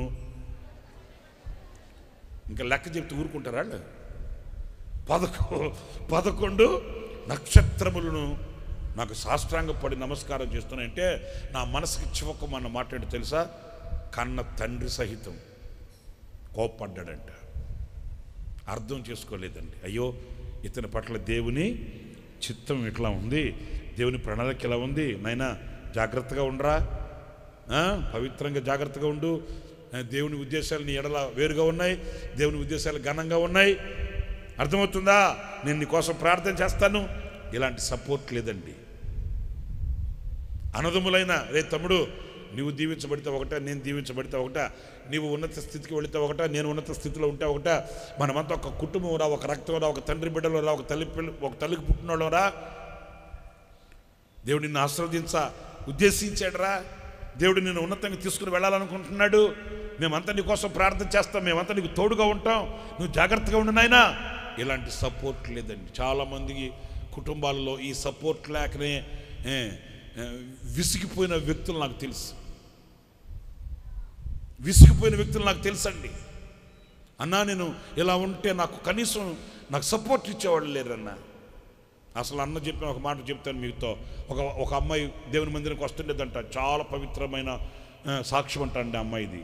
ఎందుకంటే అంత భక్తిగా ఉంటుంది. కానీ బాధాకరం ఏంటంటే ఇంటికి వెళితే కన్న తల్లి రాసి రంపన పెడుతుందంటండి. ఉంటారా ఇట్లాంటి తల్లులు? అంటే ఉంటారు. ఆ తల్లే మన బెంగళూరులో చూడలా, ఒక హోటల్లో కడుపును పుట్టిన బిడ్డని, చిన్న పిల్లోడిని ముక్కలుగా నరికి సూట్ కేసులో జరిదేసింది. బెంగళూరులో ఒక హోటల్ రూమ్ తీసుకొని హోటల్ రూమ్లోకి వెళ్ళింది. ఎవరితోనో ఇల్లీగల్ కాంటాక్ట్స్ ఉన్నాయంట ఆమెకి. వాళ్ళిద్దరి మధ్యలో పిల్లగాడు అడ్డం అనుకుందేమో, ముక్కలుగా నరికేసి సూట్ కేసులో సరిదేసి ట్రాలీ సూట్ కేసు లాక్కెళ్ళిపోయింది. ఆ హోటల్ వాళ్ళు అడిగారంట, అమ్మ మీరు హోటల్ రూమ్ తీసుకునేటప్పుడు మీతో ఒక అబ్బాయి ఉన్నాడు కదా, అబ్బాయి ఏంటంటే మా బంధువుల నుంచి తీసుకెళ్ళారులే అని చెప్పిందంట. సావు తెలివితేటలు ఇట్లాగే ఉంటాయి. వాళ్ళు గదిలోకి వెళ్ళి చూస్తే బ్లడ్ కనబడింది వాళ్ళకి. దానికి ఏదో చెప్పింది. తక్కువది కాదు, తల్లే. ఆ గదిలో బ్లడ్ మార్కులు ఉంటే బ్లడ్ కనబడుతుంది, బ్లడ్ మార్కులు అంటే దానికి ఏదో కవ్వించింది, మబ్బి పెట్టింది. మీ అబ్బాయి అంటే మా బంధువులు వచ్చి తీసుకెళ్లారనింది. వాళ్ళకి అక్కడ డౌట్ వచ్చింది. మనం చూస్తూనే ఉన్నాం, వాళ్ళ బంధువులు రాలేదే, మరి అబ్బాయి ఏడి, ఈ బ్లడ్ ఏంటి, డౌట్ వచ్చి పోలీసులకి చెప్తే ఆరా తీస్తే భయంకరమైన పరిస్థితి అండి. కడుపు నవమాసాలు మోసి కన్న బిడ్డని ముక్కలుగా నరికి సూట్ కేసులో తెరదేసింది. ఇదిగో నేను చెప్పే తల్లి కూడా ఆ యవనస్తురాలు పవిత్రంగా పరిశుద్ధంగా సమర్పించుకొని దేవుని సన్నిధిలో సాక్ష్యం పొంది బ్రతుకుతుంటే ఇంటికి వెళితే రాశిరంపన పెడుతుందట. కొన్ని మాత్రమే నేను చెప్పగలను. ఆ తల్లి ఆ అమ్మాయిని చూసి ఉమ్మేస్తుందంటండి. బోడి ముఖం దన్న, ఏంటి ఈ బోడి ముఖం వేసుకుని ఉంటే నేను ఎవడు కట్టుకుంటాడు, నేను ఎవడు పెళ్లి చేసుకుంటాడు, నీ భారం నాకు ఎప్పుడు తొలుగుతుందే అని నోటుకు చోటు చెడుతుందంటండి. ఆ బిడ్డ పాపం యవనస్తురాలు వచ్చి బోరు నేడుస్తుందంట అన్న దగ్గర. అన్న మా అమ్మలాగా తిట్టుదన్న, నన్ను ముఖం మీద ఉమ్మేస్తుందన్నా, సోగు చేసుకుని తిరగమంటదన్నా, అందరిలాగా అలంకరించుకోమంటదన్నా, మా అన్న ఉన్నాడన్నా, మా అన్న నన్ను భయంకరంగా కొడతాడన్నా, నాకెవరు ఆదరణ లేదన్నా, బో నడుస్తే అన్న ధైర్యం చెప్పేవాడంట. కానీ చేదు అనుభవం ఒకటి ఏంటంటే, ఒకరోజు ఆదివారం ఆరాధనకు వచ్చి ఇంటికి వెళ్ళిందంట. ఇంటికి వెళ్ళేసరికి వాళ్ళ అన్న ఆ లారీ డ్రైవర్ అంట డ్యూటీ దిగి వచ్చున్నాడంట. అయ్యో మా అన్న డ్యూటీ దిగి వచ్చాడే, ఆలస్యమైందే అని చర్చి మందిరం ముగించుకుని ఇంటికి వెళ్ళగానే వెంటనే అన్నం చూసి వెంటనే గబ చేయగడుకుని వచ్చి పల్లెల్లో అన్నం పెట్టి తీసుకెళ్ళి అన్నం పెట్టబోతే, గాజులు లేవు చేతికి, బొట్టు లేదు ముఖానికి, నీ చేతితో నేను తింటానని ఆ దుర్మార్గుడే అనాలి, ఒక చెల్లిని కొట్టినట్టుగా కొట్టలేదంటండి. రక్తాన్ని పంచుకొని పుట్టిన అన్నే తల్లి అడుండి అంటదంట, ఆ సంప్రదాయాన్ని నరికిరదాన్ని అట్లా ప్రోత్సహిస్తుందంటండి. చేదు అనుభవం అన్న చెప్పేవాళ్ళు. చేదు అనుభవం ఏంటంటే, ఇంకా అమ్మాయి విరక్తి చెంది, ఎందుకు ఇలాంటి బ్రతుకు, నా తల్లి నన్ను ఇట్లా హింసిస్తుంటే, నా అన్నే నన్ను ఇలాగ వేధిస్తే ఇంకెందుకు నా బ్రతుకు, అట్లని డిప్రెషన్లోకి వెళ్ళిపోయి ఇంట్లో ఎవరు లేని సమయం చూసుకొని ఉరిపోసుకొని చచ్చిపోయిందంటండి. అన్న కనీసం సమాధి కార్యక్రమాన్ని మనం చేద్దామని అడిగితే వాళ్ళు అన్నారట, పొరపాటును ఒప్పుకోము, మా పద్ధతి ప్రకారం మేము చేసుకుంటాం, చర్చికి వచ్చినంత మాత్రాన మీకు సంబంధం ఏంటి అని వాళ్ళు కొంచెం గర్వంగా మాట్లాడితే, సరే నన్ను అన్న వెళ్ళి ఆ చిన్న ప్రార్థన చేసి వచ్చేసాడంట. ఆ సమాధి ఆ శవ అదే చనిపోయిన అమ్మాయి దగ్గరికి వెళ్ళి బోరు నేర్చేశాడంట. అన్న, పిచ్చిదానా, పోరాటాన్ని ఎంపిక చేసుకున్నావు, పోరాటాన్ని ఎన్నుకున్నావు, కానీ పోరాటంలో నిలిచి ఉండలేకపోయావే. భలే ఏడ్చాడంట అన్న. ఆ అమ్మాయి చెప్పిన మాటలని తలపోసుకొని, పోరాటాన్ని ఎన్నుకున్నావు, ఎన్నుకోకుండా ఉంటే ఓకే, దాని పరిస్థితి వేరు. నువ్వు ఎన్నుకున్నదే పోరాటం, ఆ పోరాటంలో కొంచెం నిలిచి ఓపికతో జయాన్ని చూడలేకపోయావే పిచ్చిదానా అని ఏడ్చాడంట అన్న. నిజమే, ఆటంకాలు వస్తాయి, మన వాళ్ళే అర్థం చేసుకోలేని పరిస్థితులు ఉంటాయి, మనకు తగిన ప్రోత్సాహం లేకపోవచ్చు, బయట కాదు ఇంట్లోనే మన వాళ్ళే, కన్నవాళ్లే, ఉన్నవాళ్లే, అన్నదమ్ములే. కానీ ఒక్కటి మాత్రం వాస్తవం, ఇంటే కాదు, తన వాళ్లే కాదు, సంఘమే కాదు, సమాజమే కాదు, తాను ఎక్కడ నిలిచినా ఎన్నో పోరాటాలు యోసేపు ఎదుట నిలిచాయి. కానీ నా ప్రియమైన సహోదరులారా, వీటిలన్నింటిలో మనం నేర్చుకోవాల్సింది ఏంటంటే, యోసేపు స్థైర్యానికి కారణం ఏంటంటే, నా దేవుని ఉద్దేశమే నెరవేరుతుంది, నా దేవుని ఉద్దేశమే నెరవేరుతుంది. యోసేపులో ఉన్న ధైర్యం ఏంటి, యోసేపులో ఉన్న స్థైర్యం ఏంటి, అతనికి ఇచ్చిన బలము ఎక్కడిది? ఎన్ని ఎదురైనా, ఎంతమంది నా మీద పగబట్టినా, ఎంతమంది నన్ను గద్దించినా, నేను చెప్పాను కదా, తండ్రి అంట గద్దించాడంట. ఏం మాట్లాడుతున్నావు నువ్వు, ఏం మాట్లాడుతున్నారా, నేను మీ అమ్మగారు నీ తల్లి, నేను నీ తల్లియు నీకు నమస్కారం చేస్తావా, నీ అన్నదమ్ములు నీకు సాగిలు పడతారా, ఏం మాట్లాడుతున్నావు? గద్దించాడంట. చూడండి నా మాట కూడా, 10వ వాక్యమా, అతడు తన తండ్రితోనూ తన సహోదరులతోనూ అది తెలియచెప్పినప్పుడు అతని తండ్రి అతనితో, నీవు కనిన ఈ కల ఏమిటి? నేను నీ తల్లియు నీ సహోదరులను నిశ్చయముగా వచ్చి నీకు సాష్టాంగ పడుదుమా అని అతనిని ప్రోత్సహించెను. అంతేనా? దేవుని ఉద్దేశాలు గద్దించడం ఏంటి నాకు అర్థం కాదు.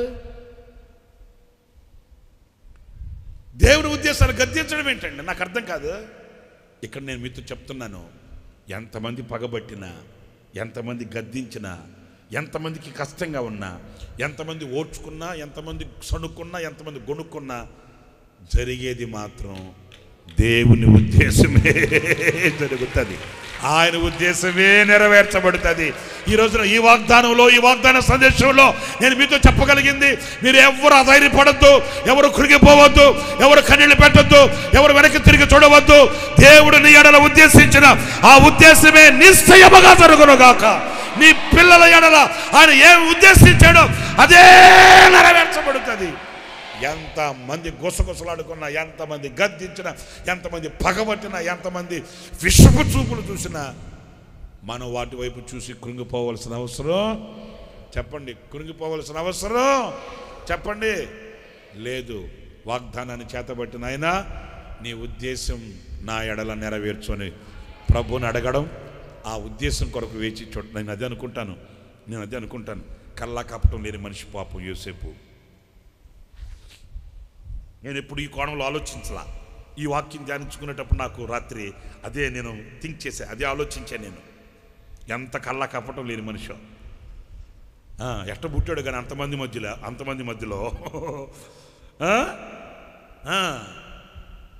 అంతమంది మధ్యలో ప్రత్యేకించబడిన ఒక వ్యక్తి, రాక్షసత్వం కలిగిన మనుషుల మధ్య.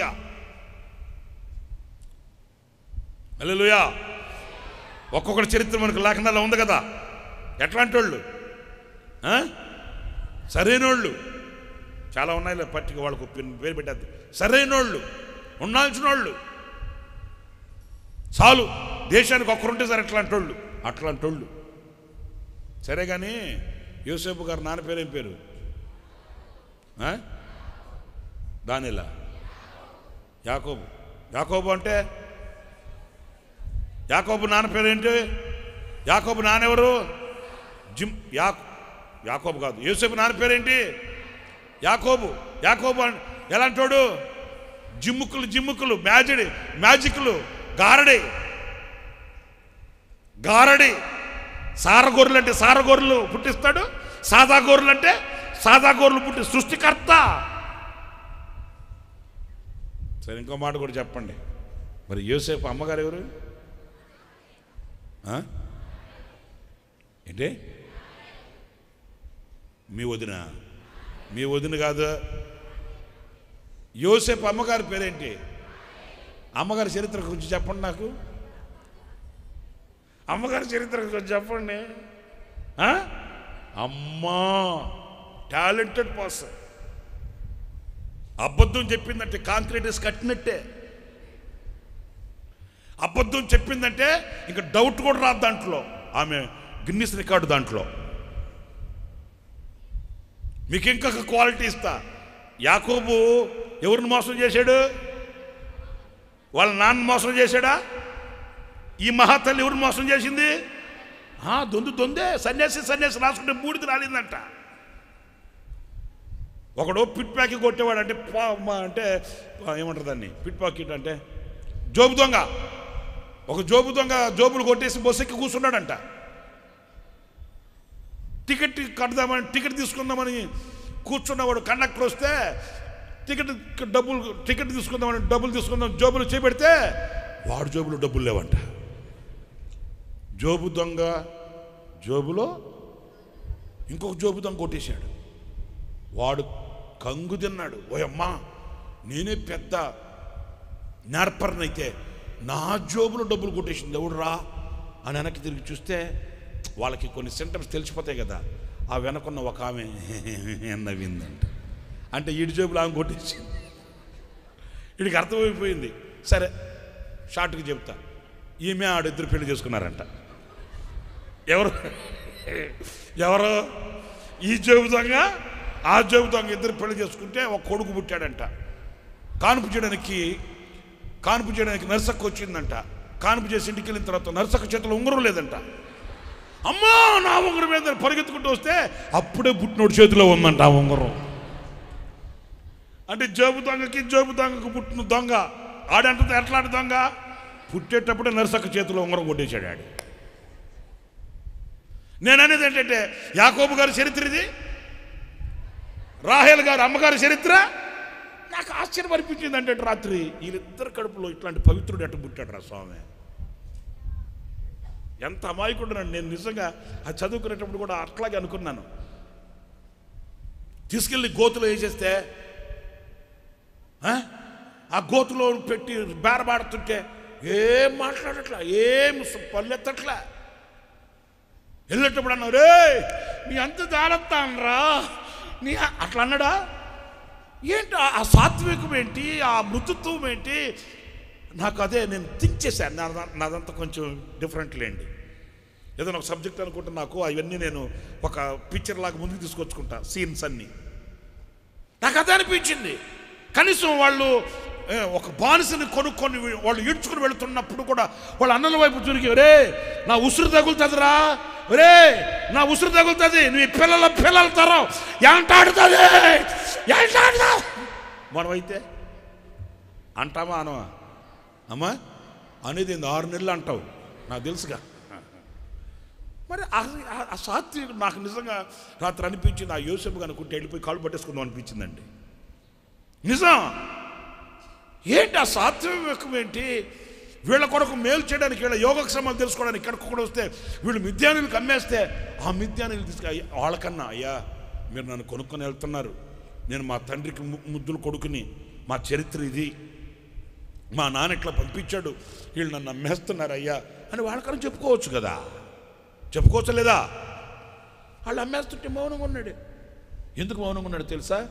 వీళ్ళు నన్ను అమ్మేసిన, వాళ్ళు నా మీద పగపట్టిన, వాళ్ళు నన్ను గద్దించిన, వాళ్ళు నన్ను విషపు చూపులు చూసిన, నా ఎడల దేవుని ఉద్దేశమే నెరవేరుతుంది. హల్లెలూయా, హల్లెలూయా. ఎన్ని జరిగినా, ఏవి జరిగినా దేవుని ఉద్దేశం నిష్ఫలము, నిరర్థకం కాదు. ఎన్ని అవాంతరాలు, ఎన్ని ఆటుపోటులు, ఎన్ని అభ్యంతరాలే, ఒకవేళ పుడుగులు విసిరే శత్రువులే నా ఎదుట నిలిచిన, నా దేవుని ఉద్దేశం అంటూ ఒకటి ఉంది, అదే నెరవేరుతుంది, అదే జరుగుతుంది, అది జరగక మానద్దు. ఒకరోజు వచ్చింది, మీ అందరికీ తెలుసు కదా. నేను అదే యోసేపుని గురించి నేను ఎందుకు అంత నేను దీర్ఘంగా ఆలోచించానంటే, వాళ్ళని చూడగానే తట్టుకోలేకపోయాడు యోసేపు. ఎంత సున్నితమైన కల్లాకపటం లేని మనసు అనిపించింది యోసేపుని గురించి. చాలా కాలం అయిపోయింది, పడరాని పాటలు పడ్డాడు. జైల్లో అడిగారు యోసేపుని, ఎందుకు వచ్చావు నువ్వు ఇక్కడికి, ఏం దొంగతనం చేసావు, ఏ కాలేజీ దగ్గర ఏ అమ్మాయి అంట పడ్డావు, ఏ కేసులో వచ్చావా ఇక్కడికి నువ్వు? ఎందుకంటే సుందరుడు యోసేపు, జెంటిల్మ్యాన్, మంచి యవన స్థితిలో ఉన్నాడు, యవన వయసులో ఉన్నాడు, అందగాడు. అలాంటి వాడు జైల్లో సంఖ్యల మధ్యలో ఉంటే అడుగుతున్నారు వాళ్ళు, ఎందుకు వచ్చావు, ఏం చేసావు, నువ్వు ఏ కేసు మీద వచ్చావు అక్కడికి?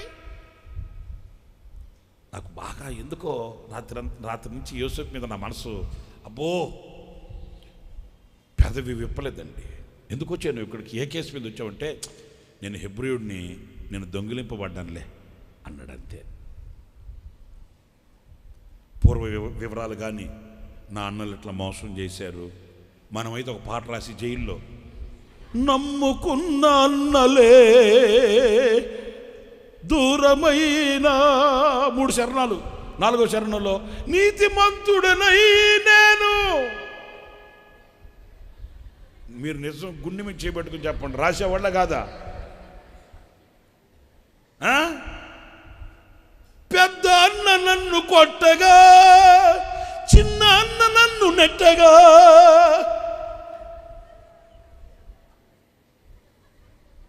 నేరాలన్నీ మోపేసేవాళ్ళం మనం. నేను మరల చెప్తున్నాను, చిన్న పిల్లలు ఉంటారే, వాళ్ళకి ఇలాంటి చేదైన బీజాలు విత్తకూడదు. మీరు చిన్న పిల్లలు ఉంటారు ఇంట్లో, బుడ్డోళ్ళు ఉంటారు పిల్లలు, మన పిల్లలు, వాళ్ళకి ఇలాంటి చేదు బీజాలు విత్తకూడదు. చిన్నపిల్లల మనసు చిన్నపిల్లలాగానే చూడాలి. వాళ్ళకి మనం అనురాగాన్ని నేర్పాలి, మన ప్రేమను వాళ్ళకి బోధించాలి. అంతేగాని చిన్నప్పటి నుంచే స్నేహితుల్ని నమ్మకూడదు, బంధువుల్ని నమ్మకూడదు, ఎవరిని నమ్మకాక అయ్యా ఏకాకిలాగా తాటేక ఒకటి పెట్టుకుని నెత్తి మీద తిరుగుతూ ఉండయ్యా చెప్పకూడదు. తెలియలేని కొంతమంది అటు చేస్తారు. చిన్నప్పటి నుంచి ఆ విష బీజాలు నాటేస్తారు. బంధువుల మీద, రక్త సంబంధికుల మీద, అయిన పోనోళ్ళ మీద, ఇరుగు పొరుగు వాళ్ళ మీద, స్నేహితుల మీద మమకారం, ప్రేమ, అనురాగాన్ని చిన్నప్పుడే ఆర్చేస్తారు. ఇంకా ఆ కాఠిన్యం, ఆ రాక్షసత్వం మీ గుండెల్లో ఏమవుతుంది? వివేకంగా ప్రవర్తించాలి మనం. ఇప్పుడు మనం అంటే కొన్ని దెబ్బలు తగిలి ఉంటాయి, కొన్ని ఓకే. ఇప్పుడు నేను ఒక మాట అంటాను, మీకు అర్థమవడానికి ఒక మాట చెప్పనవద్దా? అన్న సాక్ష్యం విన్నారు కదా, ఆ సీడీ చూశారు కదా. అప్పుడు అన్న సాక్ష్యం చెప్తూ మా తాత పోతురాజు, ఏసన్న గారు చెప్పాడండి, మా తాత పోతురాజు పూనకం వచ్చి గొర్రె పిల్లని గొంతుకు కొరికి రక్తం తాగేవాడు మా తాత పోతురాజు. నా 17 ఏళ్ల వయసులో నేను రక్తం కక్కుతూ బజార్ను పడ్డాను, మా తాత రక్తం తాగేవాడు, ఆ రక్తం నేను గక్కాను అని సాక్షులు చెప్తూ ఆ సాక్షి వీడియో ఉందే, అది తీసేటప్పుడు అన్న పశ్చాత్తాపడ్డాడు. ఎందుకనంటే ఇప్పుడు మా తాత, ఆయనకి యేసుప్రభు తెలీదు కనుక ఆయన తెలియని ప్రవర్తన అట్లా చేశాడు. నేను ఆయన్ని నిందించడం ఏంటి? మా తాత తాగాడు, ఆయన చేసిన పాపం నన్ను చుట్టుకుందని చెప్పాను నేను ఇంతకాలం, తప్పు. ఇప్పుడు ఆయన యేసుప్రభు తెలియదు ఆయనకి, ఆయన నమ్ముకున్న భక్తులు ఆయన అలాగైపోయాడు. ఆయన చేసింది నేను ఆయన్ని నెప్పమెచ్చడం ఏంటి, ఆయన మీద నేరం వేయడం ఏంటి?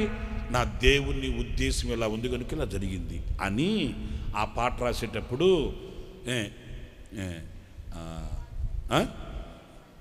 ఏది మన ఏం సీడీ అది, సమర్పణ. ఆ సీడీలో ఒక పాట ఉంటుంది. ఆ పాట రాసేటప్పుడు ఆ స్టార్టింగ్లో ఏముంటుంది? ఇది జరిగేనే ఎలాగో నాకు తెలీదు అన్న వివరణ ఇచ్చాడు మాకు. అది అప్పుడు ఆ పాట రాసేటప్పుడు, రే నేను ఇట్లా చెప్పడం తప్పురా, పెద్దోళ్ళ మీద పితరుల మీద నింద వేయడం తప్పు. మనమే ఉగ్గుపాలతో నేర్పిస్తాం, నాయనా మీ తాత ఉన్నాడే కర్రి మొహమోడు, ఆడేమీలే నాకు, మీ పెద్దమ్మను బాగా చూసేవాడు, నన్నేం చూడలా, ఉగ్గుపాలతో నేర్పించి వాడిని కక్ష గట్టి ఈర్ష గట్టి పగ ఈర్ష ద్వేషం గుండెల్లో అప్పటి నుంచే స్టార్ట్ చేస్తాం. తప్పు. సాధ్యమైనంత వరకు శత్రువును కూడా ప్రేమించడం ఉగ్గుపాలతో నేర్పించాలి మన బిడ్డలకి. ఉగ్గుపాలతో నేర్పించాలి. ఇంకొక పాయింట్ మోషన్ గురించి చెప్పేటప్పుడు ఇంకో మాట కూడా చెప్తాను నేను మీతో. చిన్నపిల్లలకి ఆ పసికందుల గుండెల్లో ఆ ముద్రలు మనం వేయకూడదు. మనల్ని ఎవరు పట్టించుకోలేదు, మనల్ని అట్లా చేశారు వీళ్ళు ఎట్లా చేశారు, నాయనా నేను లేకపోయినా సరే నువ్వు మాత్రం కక్ష తీర్చుకో, అట్లా చెప్పకూడదు. తప్పు, అలా చేయకూడదు. నాకు యోసేపులో బాగా నాకు గుండెను హత్తుకున్నది ఏంటంటే, చాలా కాలం అయిపోయింది, సడన్గా ఊహించింది కూడా కాదు, అది అన్ఎక్స్పెక్టెడ్గా ఒక్కసారి తెర అలా తొలగించినట్లుగా మొత్తం అన్నదమ్ములంతా వచ్చి నిలబడ్డారు. ఒక్కసారి చూడగానే యోసేపుకి తట్టుకోలేకపోయాడు. ఆ ప్రేమ చూడండి, వాస్తవంగా చూడగానే రక్తం ఉడికిపోవాలి. మనకైతే రక్తం ఉడికిపోయి, రే కత్తి ఉడికి తీసుకురారా, కత్తితో కూడా ఒక తుండు కూడా తీసుకురారా అని చెప్పి ఉండాల్సింది. కానీ ఎంత ప్రేమ, ఎంత నాకు నా మనసుని పిండేసిందంతే. ఎంత ప్రేమ, అంత కఠినంగా మానవ విలువలు కోల్పోయి తోబుట్టుని గోతులు వేసి గోతులో నుంచి లేపి వస్త్రాన్ని తీసేసి చొక్కా కూడా ఇవ్వలేదండి. ఎందుకంటే ఆ వస్త్రాన్ని గొర్రెపిల్ల రక్తంలో ముంచి తండ్రి దగ్గర తీసుకెళ్లారు. చొక్కా కూడా తీసేశారండి. చొక్కా కూడా దోచేసి తీసుకుని వెళ్ళిపోయి ఆ మిద్యోనీలకు అమ్మేసి ఇంత ద్రోహానికి పాల్పడిన వాళ్ళు కనబడితే, అమ్మో నా మటుకు నేను కూడా తట్టుకోలేకపోయా. ఆయన చూశాడు, బోర్ని ఏడ్ చేసుకున్నాడు, లోపలికి వెళ్ళాడు, గట్టిగా ఏడ్ చేసుకున్నాడు. మళ్ళీ ఏం తిన్నట్టు ముఖం కడుక్కొని తిన్నగొచ్చి మళ్ళా వాళ్ళని చూస్తున్నాడే కానీ అతని మనస్సు ఒక్క చెక్కలైపోయింది, అల్లాడిపోయాడు. తనను ప్రేమించే వాళ్ళు ఎదుటలేరు కానీ తాను ప్రేమించే వాళ్ళు ఎదుట ఉన్నారండి. తనను ప్రేమించే వాళ్ళు లేరు, తాను ప్రేమించే వాళ్ళు ఎదుట ఉంటే ఆ మనసు ఎట్లా ఉంటుంది ఒకసారి చూడండి. మీరు అలా థింక్ చేసి చూడండి. వాళ్ళు ప్రేమించలేదే, వీళ్ళు ప్రేమించలేదే అనే బాధ ఉంటుంది. కానీ దానికంటే తాను ఎవరిని ప్రేమిస్తున్నాడో ఆ ప్రేమ ఎంత గొప్పదో చూడండి. అల్లాడిపోయాడు, గుండె పగిలిపోయింది. ఇంకా ఉండలేక, తట్టుకోలేక వాళ్ళ ముందు బోర్ నెట్టేసేసారు. వాళ్ళకి అర్థం కాదు, ఇదేంట్రా ఈయన ఏడుస్తున్నాడు ఏంట్రా, ఏమైందిరా. వెళ్ళిపోయాడు. వాళ్ళ అన్నాల భుజాల మీద పడిపోయాడు. నిజంగా ఆ ప్రేమ ఎంత మాధుర్యమైంది, ఆ ప్రేమ ఎంత శక్తి కలిగింది, ఆ ప్రేమలో ఉన్న ఆప్యాయత, ఆ ప్రేమలో ఉన్న ఆనందం మీరు ఒకసారి టేస్ట్ చేయండి. ఎడముఖం పెడముఖం పెట్టుకుని ఓ కాదు, అన్న అన్న అన్న అన్న అన్న అన్న పదానికి ఆ ప్రేమ చూడండి. వెళ్ళిపోయి గట్టిగా భుజం మీద పడిపోయి ఏడ్చేశాడు, గట్టిగా ఏడ్చేశాడు. వాళ్ళు ఆశ్చర్యంగా చూస్తుంటే వాళ్ళతో చెప్పాడు, ఒకనాడు మీరు అమ్మేసిన యోసేపుని నేనే.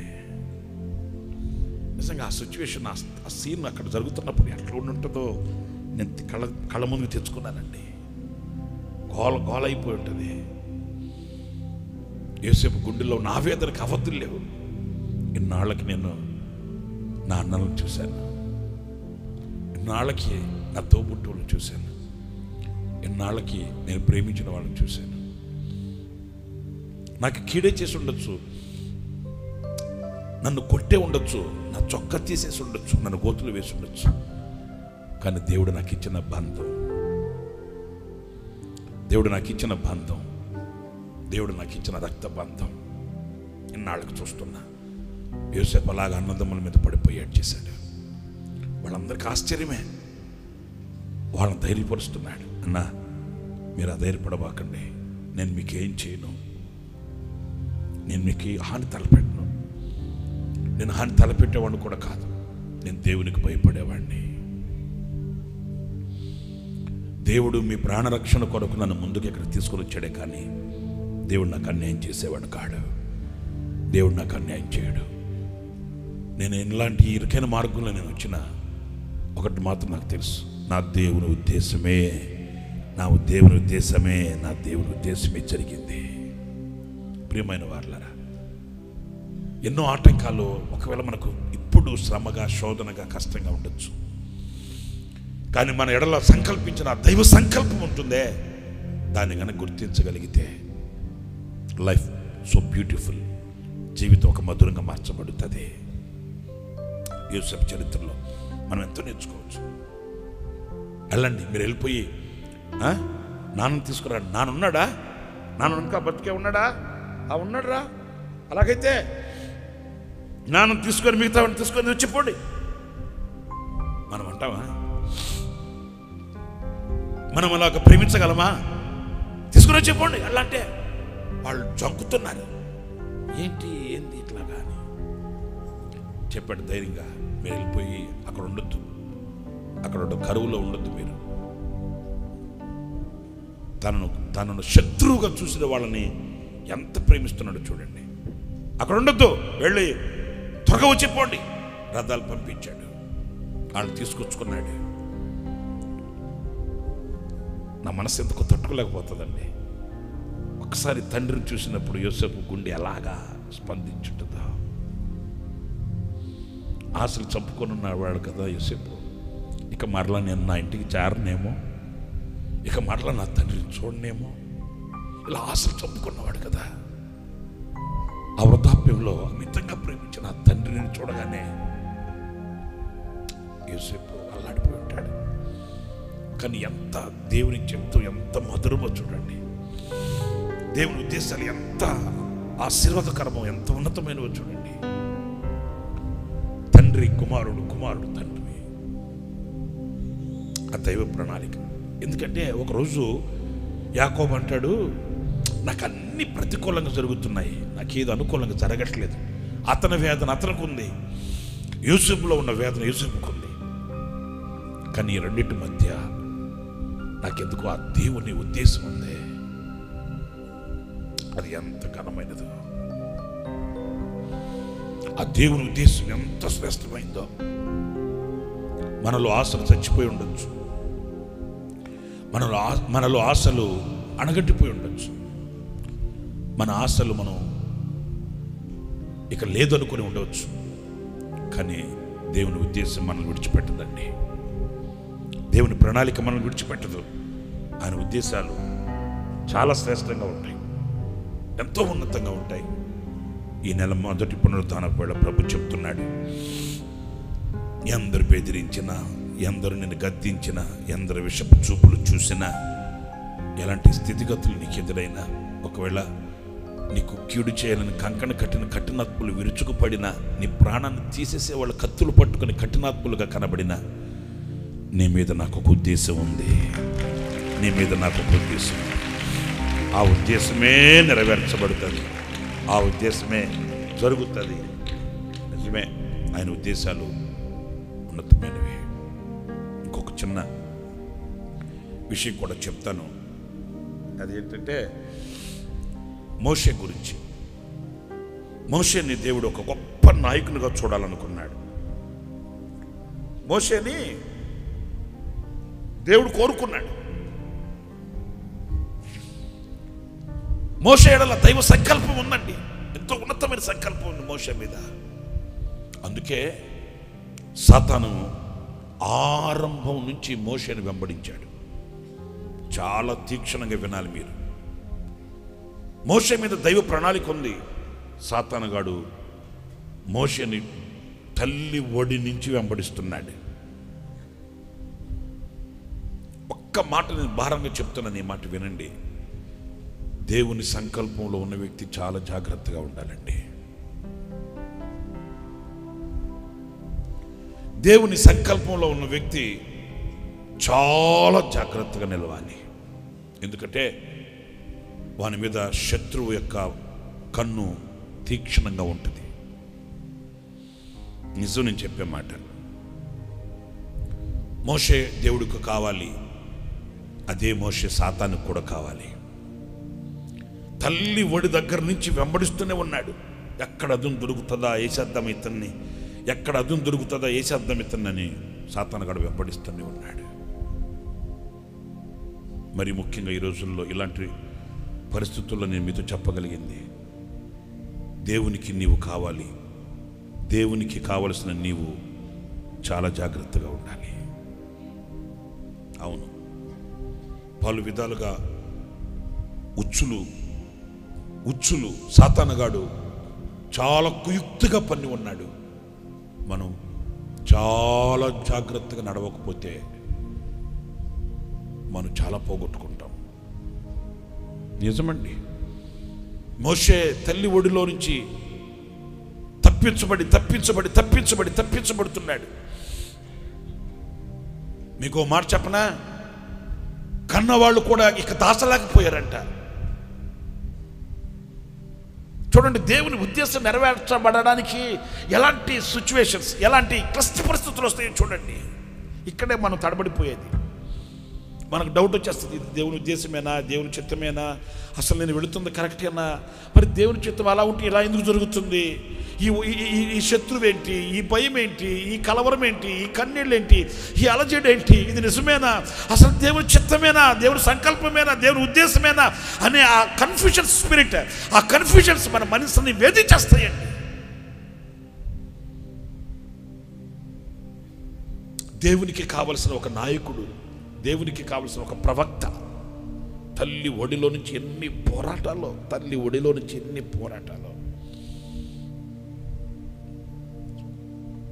బతుకు జీవుడా అని బతికి బయటపడ్డాడు. సాతానుగాడు ఏం చేశాడు, మోషేడు సాతానుగాడిని పొంచి ఉన్న సంగతి, ఒక చిన్న చేదు అనుభవం ఏంటంటే, సాతాను అతన్ని పొంచి ఉన్న సంగతి మోషే గుర్తించలేకపోయాడు. మోషే గుర్తించలేక అనవసరంగా రెచ్చిపోయాడు.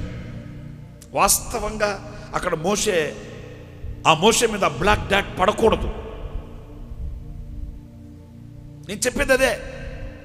ఒక చిన్న అవిధేయత వలన ఎంత బ్లాక్ అయిపోయింది తెలుసా? 40 years, 40 సంవత్సరాలు బ్లాక్ పీరియడ్ అయిపోయిందండి. నేను రాత్రి అదే థింక్ చేశా. ఏంటంటే, ఆ చిన్న పొరపాటు జరగకపోయిండుంటే 40 సంవత్సరాలు వేస్ట్ కాకుండా ఉండుంటే అతని ఖాతాలో 40 సంవత్సరాలు మిగులుండేవి. ఆ 40 సంవత్సరాలు పాలు తేనెలు ప్రవహించు కనానులు బ్రతుకుండేవాడేమో. మీకు అర్థమైందని చెప్పింది. 120 సంవత్సరాలు బ్రతికాడు మోషే. 40 సంవత్సరాలు రాజరికం ఇంట్లో ఉన్నాడు, రాజుగారి ఇంట్లో ఉన్నాడు. ఆ 40 సంవత్సరాలు పారిపోయి మామ ఇంట్లో ఉన్నాడు కదా. ఆ పారిపోయి ఆ 40 సంవత్సరాలు మిగులుంటే ఆ 40 సంవత్సరాలు కనానులు బ్రతుకుండేవాడేమో, కనానులు అనుభవించేవాడేమో. పోగొట్టుకున్నాడే. 40 years బ్లాక్ పీరియడ్. రాజరికంలో పెరిగి ఐగుప్తు సకల విద్యను యందు ప్రావీణ్యత గల మోషే ఇప్పుడు గొర్రెలు కాచుకునే స్థితికి వచ్చేసాడు. అందుకే నేను చెప్పేది, దేవునికి మనం కావాలి, దేవునికి కావలసిన మనం జాగ్రత్తగా ఉండాలి. సాతాను అగ్ని బాణాలు, సాతాను రెచ్చగొడతాడు. నేను అంటాను, ఇప్పుడు అక్కడ ఐగుప్తీయుడు ఒకడు హెబ్రీయుడు ఒకడు దెబ్బలాడుకుంటున్నారు అనుకో, అక్కడ వివేకంగా ప్రవర్తించాలి కదా. వివేకంగా చేసుకోవడం ఎందుకు? మనది కాని పని కదా అది. నేను ఒక యాజకుడిని, నేను ఒక సేవకుడిని, నా తల్లిలాగా నాలాగా నేర్పింది, నా తల్లిలాగా బోధించింది, నేను ఫలానా అని తెలిసినప్పుడు అలాంటి కార్యక్రమాల్లో కాస్త వివేకంగా రెచ్చిపోకూడదు కదా. రెచ్చిపోయాడు. సాతాను చేస్తాడు అట్లాగా. నేను ఒక విశ్వాసిని, నేను ఇలాగ మాట్లాడకూడదు అని వివేకం లేకుండా నోరు జారేస్తాం, మాట్లాడేస్తాం. ఆ తర్వాత గుండె గాయమైపోద్ది, అది మాయని మచ్చగా నిలిచిపోద్ది. మోషే చిన్న తప్పు అతని జీవితంలో అది ఎంత ముప్పు తీసుకొని వచ్చి పెట్టిందంటే 40 సంవత్సరాలు ఆకలికి అలమటించి అరిటాకులాగా వణికిపోయాడు. 40 ఏళ్ళు మరలా దేవుడు కనికరించి చెప్పాను కదా, నేను నీ ఎడల ఉద్దేశించిన ఉద్దేశములే నెరవేర్చబడును కాక. ఆయన ఉద్దేశాలు పోగొట్టుకున్నా. మరలా హోరేబులో దేవుడు అతన్ని పలకరించి, మోషే నువ్వు నిలిచిన స్థలం పరిశుద్ధమైన స్థలం, నీ జోళ్ళు విడిచేసిరా. అక్కడ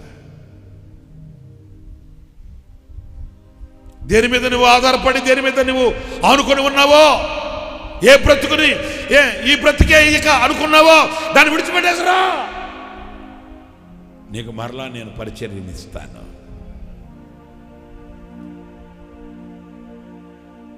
నేను అనుకుంటాను, మోషే మరలా ఆ ట్రాక్లోకి వచ్చినప్పుడు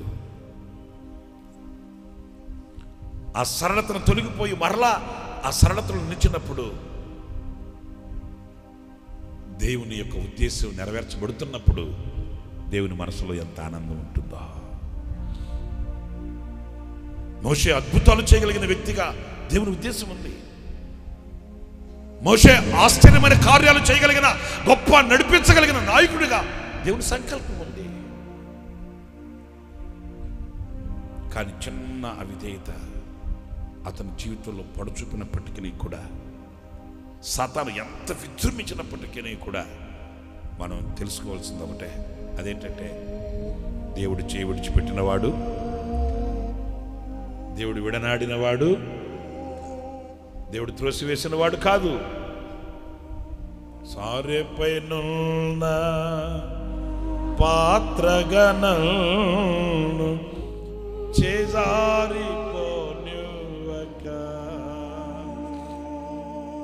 శోధనలను ఎదిరించినను నన్ను సోలిపోనివ్వక,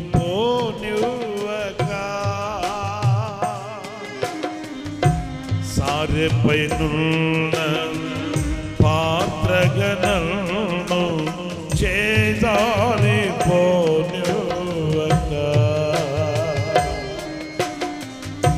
శోధనలను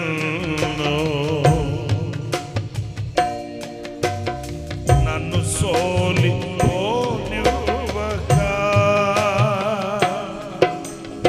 ఉన్నావులే ప్రతి క్షణము నాతో,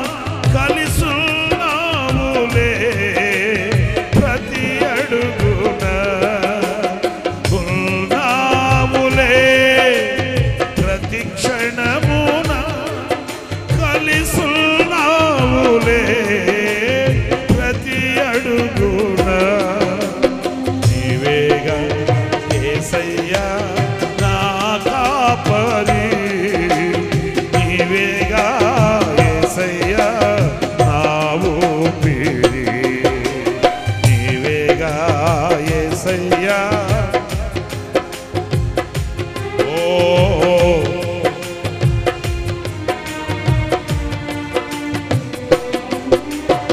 ఉన్నావయ్యా నా కాపరి నీవున్నావయ్యా ప్రతి క్షణమున ఎడబాయక నన్ను విడువక ప్రతి క్షణమున నాతో ఉన్నవయ్యా నీవేగా యేసయ్యా నా కాపరి నీవేగా యేసయ్యా నా ఊపిరి నీవేగా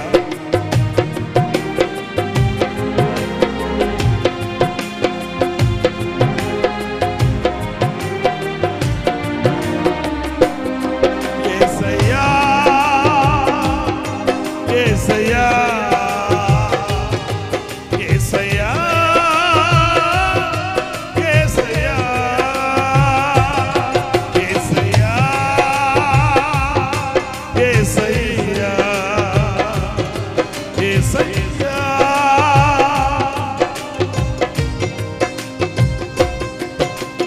నీవేగా యేసయ్యా నా కాపరి నీవేగా యేసయ్యా నా ఊపిరి.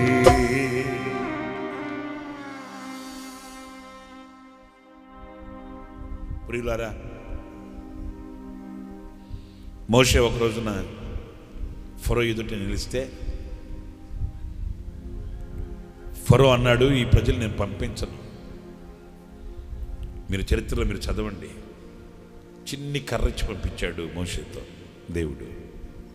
ఏమని? నువ్వు వెళ్ళు, ఈ కర్ర నీతో ఉంటుంది, ఈ కర్ర నీకు అద్భుతాలు చేస్తుంది. ఆ కర్రే ఈనాడు మన చేతికి వచ్చిన ఈ గ్రంథం. ఈనాడు మన చేత ప్రభు ఇచ్చిన ఈ గ్రంథం, ఇది మన చేతిలో ఉంటే, ఇది మన చేతిలో ఉన్నంత కాలం అద్భుతాలు జరుగుతాయి. ఈ గ్రంథం మన చేతితో పట్టుకొని, ఈ గ్రంథం మనం మోస్తున్నంత కాలం మనం నిలిచిన ప్రతి చోట అద్భుతాలు చేయగలిగిన గ్రంథం, అద్భుతాలు చేయగలిగిన గ్రంథం. నేను ఒట్టి చేతులతో ఎలాగ వెళ్ళాలయ్యా, నేను ఏం చేస్తానయ్యా, నా వల్ల ఏమవుతుందంటే దేవుడు అన్నాడు, నిన్ను ఒట్టిగా పంపును, నీకు తోడుగా ఉంచుతాను. ఈ కర్ర శత్రువు ఎదుట అద్భుతాలు చేసి నీకు మార్గం సరళం చేస్తుంది. హల్లెలూయా. మీకు ముగ్గురు చరిత్రలు చెప్పాను. ఒకటి ఇశ్రాయేలీయుల చరిత్ర, 2 యోసేపు చరిత్ర, 3 మోషే చరిత్ర. ఇంకొక వ్యక్తి ఎవరంటే కింగ్ డేవిడ్, దావీదు ఎడల కూడా దేవుని ఉద్దేశాలు ఎంతో గొప్పవండి, ఎంతో ఉన్నతమైనవి. కానీ సాతాను శోధనలు కూడా అట్లాగే ఉన్నాయండి. చిన్న మంద కాపరి, పెద్ద మంద కాపరి కాదు, చిన్న మంద కాపరి. అప్పుడే దెబ్బతీసి దావీదుని పాడు చేయాలనుకున్నాడు. సింహంలాగా వస్తే దావీదు సింహాన్ని చీల్చేశాడు. ఆమేన్. ఎలుగుబంట్లాగా వస్తే చీల్చి పడేశాడు. ఎన్ని పోరాటాలు! ఇవన్నీ ఒక వంతు అయితే ఇంట్లోనే లేచాడు ఒకడు, ఇదొక వంతు అయితే మేలు పొందిన వాడు లేచాడు ఒకడు. ఎన్ని పోరాటాలు! ఇన్ని పోరాటాల మధ్య సాతాను ఎన్నిసార్లు దాడి చేసినా,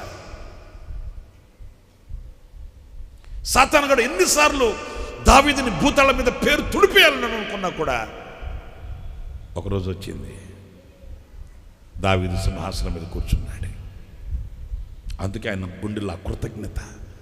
యెహోవా సన్నిధికి వెళ్ళి కూర్చోండి ఇలా అన్నాడంట, యెహోవా నా దేవా, నీ దాసుడనైన నా కుటుంబం ఇంతగా నీవు నన్ను హెచ్చించుటకు ఏ పాటి వాడినయ్యా, నేను నా కుటుంబము ఏ పాటిదయ్యా. నేను ఎప్పుడో చిన్నప్పుడు మందకాపరగా ఉన్నప్పుడు అప్పుడే నేను సింహం నోట్లో పడిపోవలసింది తప్పించావు. ఎలుగుబంటి చేతిలో పడిపోవలసింది తప్పించావు. కంకణం కట్టినప్పుడు కత్తి పట్టుకుని తిరుగుతుంటే కసాయోడి చేతులు తప్పించావు. కన్న కొడుకే కత్తి పట్టుకుని తిరుగుతుంటే ఈడి చేతులు తప్పించావు. ఈరోజు నన్ను సింహాసనాన్ని ఎక్కించావు. ఈరోజు నన్ను సింహాసనం ఎక్కించావు. ఇది నీ ప్రణాళిక నాయనా, ఇది నీ చిత్తమా స్వామి? నేను తప్పింపబడిన అవన్నీ తలపోసుకుంటే నాకు ఆశ్చర్యం కదా దేవా, ఇంతగా నీవు నన్ను హెచ్చించుటకు నేను ఎంతటి వాడిని, నేను ఏ పాటి వాడిని, నా కుటుంబం ఏ పాటిది, ఏంటి నా గుండెలో ఉన్న కృతజ్ఞత ఏంటి? దేవుని ఉద్దేశం, దేవుని తలంపు, ఆయన నిత్య ప్రణాళిక. ఎప్పుడో హతమైపోవలసిన వాడిని, ఎప్పుడో హతమైపోవలసిన వాడిని, ఎప్పుడో కలిసిపోవలసిన వాడిని, ఎప్పుడో నేను సింహాలకి ఆహారంగా మార్చబడవలసిన వాడిని ఈరోజున సజీవుడిగా ఎన్ని జయించుకుంటూ వచ్చానో. నా జీవిత యాత్రలో ఎన్నో తుఫానులు, నా జీవిత యాత్రలో ఎన్నో తుఫానులు, అయినా నా యేసు నా పక్షమై ఉండగా, అయినా నా యేసు నా పక్షమై ఉండగా, తుఫానులనచి కెరటాల నాపి నడిపించును నా యేసయ్యా, తుఫానులనచి కెరటాల నాపి నడిపించును నా యేసయ్యా, నా విశ్వాస ఓడ యాత్ర కొనసాగుచున్నది, నా విశ్వాస ఓడ యాత్ర కొనసాగుచున్నది, తుఫానులెన్నో నా చుట్టుముట్టి ఆప చూసే నా యాత్రను, తుఫానులెన్నో నా చుట్టుముట్టి ఆప చూసే నా యాత్రను, నీ కృపా కిరణాలే నా పైన ప్రసరించితివి, నీ కృపా కిరణాలే నా పైన ప్రసరించితివి, నే కోరిన ఆరేవుకే నడిపించుము నా యేసయ్యా, నే కోరిన ఆరేవుకే నడిపించు నా యేసయ్యా, నా విశ్వాస ఓడ యాత్ర కొనసాగుచున్నది, నా విశ్వాస ఓడ యాత్ర కొనసాగుచున్నది, కొనసాగించే యేసు నా తోడుగా ఉండగా,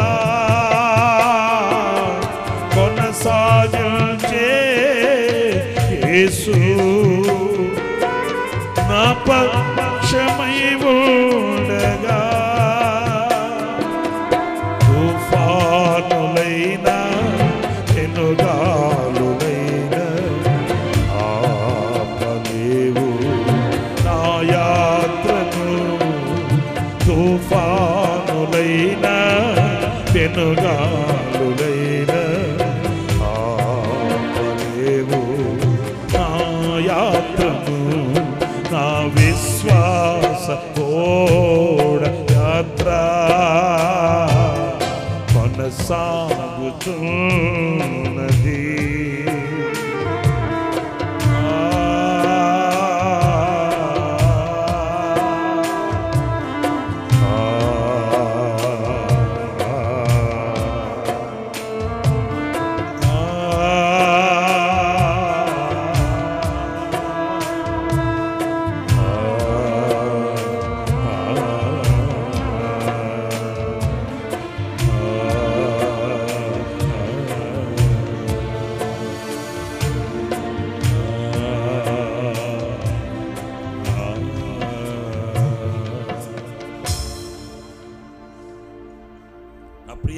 సహోదరులరా, సింహాన్ని, ఎలుగుబంటుని, శత్రువులను మేలు పొంది కీడు చేసే రాక్షసులను కడుపును పుట్టిన బిడ్డలు సహితం శత్రువుగా మార్చబడిన దావీదుని కదపలేకపోయాయి, దావీదుని మార్చలేకపోయాయి. దావీదు ఒకరు సింహాసనం ఎక్కి కూర్చున్నాడు. అలాగునని ఈ వాగ్దాన సందేశ కొడుకులో మాటలు వింటున్న మిమ్మల్ని అందరినీ కూడా ఎన్ని ఎదురైనా, ఎన్ని ఆటుపోట్లు, అవాంతరాలు, అభ్యంతరాలు మనల్ని ముంచుకొచ్చినా కూడా నేను ఉద్దేశించినట్లు నిశ్చయముగా జరుగును. నిశ్చయముగా. లేచి నిలబడండి, ప్రార్థన చేసుకుందాం. ఆయన ఉద్దేశించినవే నీ ఎడల జరుగును గాక. ప్రభువా,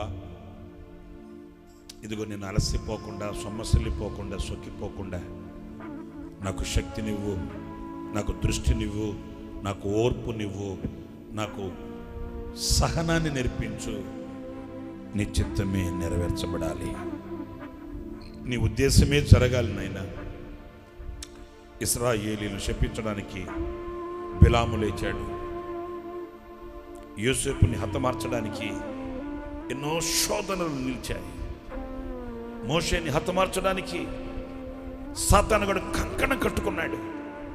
దావీదును మట్టి చేయడానికి ఆపదలెన్నో అలుముకున్నాయి. కానీ నీ ఉద్దేశాలే నీవు నెరవేరుస్తూ వచ్చావయ్యా, నీ ఉద్దేశాలే నీవు జరిగిస్తూ వచ్చావు. అందరూ ఒక్క 2 నిమిషాలు ఓపిక తెచ్చుకొని చేతులెత్తి, నాయనా నా పట్ల, నా కుటుంబం పట్ల, నా బిడ్డల పట్ల నీ ఉద్దేశమే జరగాలి నాయనా. ప్రార్థన చేసుకోండి. ప్రార్థన ఒక్క 2 నిమిషాలు. ఈ వాగ్దాన సందేశ కూడికలో ఒక అద్భుతం నువ్వు చూస్తావు, ఒక అద్భుతమైన మేలు నువ్వు పొందుకుంటావు. ఓపిక తెచ్చుకొని చేతులు పైకెత్తి ఒక్క 2 నిమిషాలు మిమ్మల్ని, మీ కుటుంబాలని, మీ పిల్లల్ని, మీ వ్యాపారాలని, మీ ఉద్యోగాల్ని, మీ చేతి పనులని అన్నీ కూడా ప్రభు చేతికి అప్పగించి మీరు ప్రార్థన చేసుకోండి. మీరు ప్రార్థన చేసుకోండి. నైనా నా శక్తి కాదు, నా భక్తి కాదు, నా బలము కాదు, నా ధనము కాదు, నా బలగం కాదు నాయనా. నీ ఉద్దేశం, నీ ఆలోచన, నీ చిత్తం, నీ సంకల్పం, నీ ప్రణాళిక నాయనా అది నెరవేరాలి. నేను నా చిత్తం నెరవేర్చబడాలని అనుకోవట్లే, నా కోరిక నెరవేర్చబడాలని అనుకోవట్లే. నీ చిత్తం, నీ ఉద్దేశం ప్రభువా, నీ ఆలోచన, నీ సంకల్పం, నీ ప్రణాళిక, నీ ఉద్దేశమే. ఇదిగో మీ ఎడల నాకున్న ఉద్దేశాలు గొప్పవే. నీ ఉద్దేశమే నెరవేర్చబడాలి నాయన. చేసుకోండి, ప్రార్థన చేసుకోండి. అందరూ నోళ్ళు తెరవండి. సిగ్గుపడకండి. మీరు అరమర లేకుండా ప్రభు తప్పగా చేసుకోండి.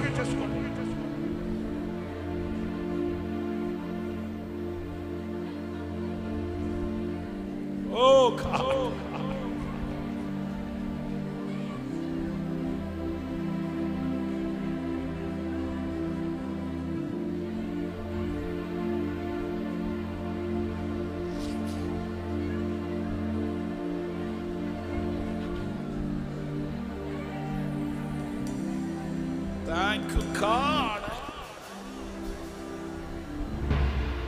కన్నీళ్లతో ప్రభు పాదాల దగ్గర మొరపెట్టండి. ఈ వాగ్దాన సందేశ కూడికలో నీ కన్నీళ్ళు ఆయన పాదాల మీద పడనివ్వండి. ఆయన ఉద్దేశాలు నీ పట్ల నెరవేర్చబడినట్లుగా అడగండి ప్రభుని. ఎక్కడ ఆయన ఉద్దేశాలకు వేరుగా తప్పిపోవద్దు, ఎక్కడ ఆయన ఉద్దేశాలకు విరోధంగా పోరాడవద్దు, ఆయన ఉద్దేశాలకు విరోధంగా నిర్ణయించవద్దు. లోతు అలాగే నిర్ణయించుకొని పాడైపోయాడు, సౌలు అలాగే చేసే పాడైపోయాడు.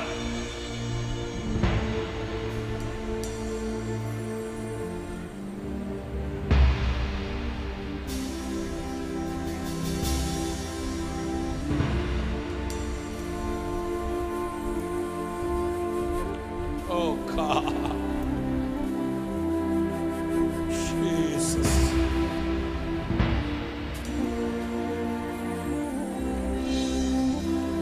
Jesus. Sayah, Sayah, Isaiah, Isaiah, Isaiah, Isaiah.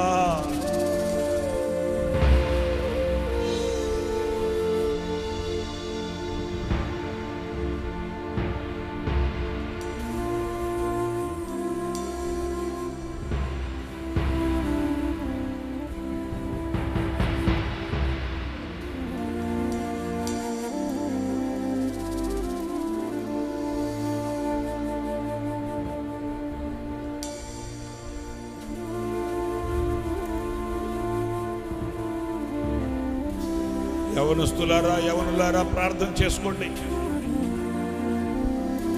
యవన సహోదరులారా ప్రార్థన చేసుకోండి కన్నీళ్లతో. నీ ఉద్దేశం నాలో నెరవేర్చు నాయనా, నీ చిత్తం నాలో నెరవేర్చు నాయనా. నా చేతుల్లో ఏమీ లేదయ్యా, నీవే నన్ను కాపాడాలయ్యా, నీవే నన్ను ఆశీర్వదించాలయ్యా, నీవే నాకు మంచి ఫ్యూచర్ ఇవ్వాలయ్యా. తల్లిదండ్రులారా మీ కుటుంబాలను బట్టి రోధించండి, తల్లిదండ్రులారా మీ బిడ్డలను బట్టి ప్రార్థించండి, సహోదరులారా మీకు కలిగినది ఏదైనా ప్రభు చేతికి ఇవ్వండి.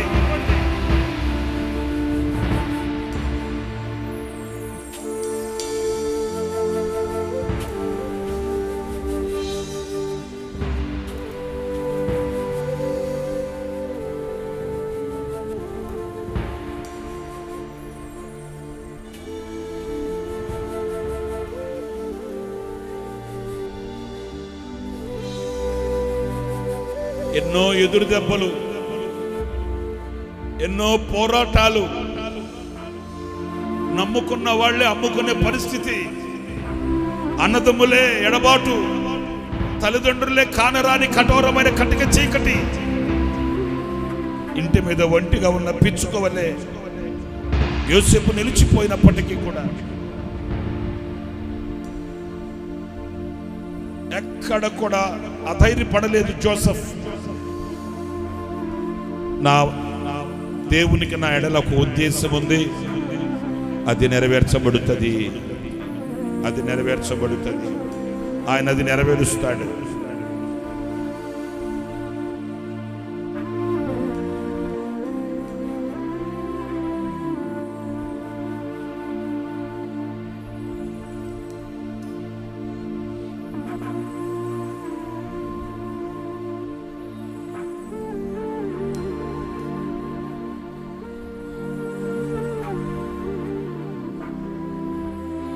Thank you, Jesus.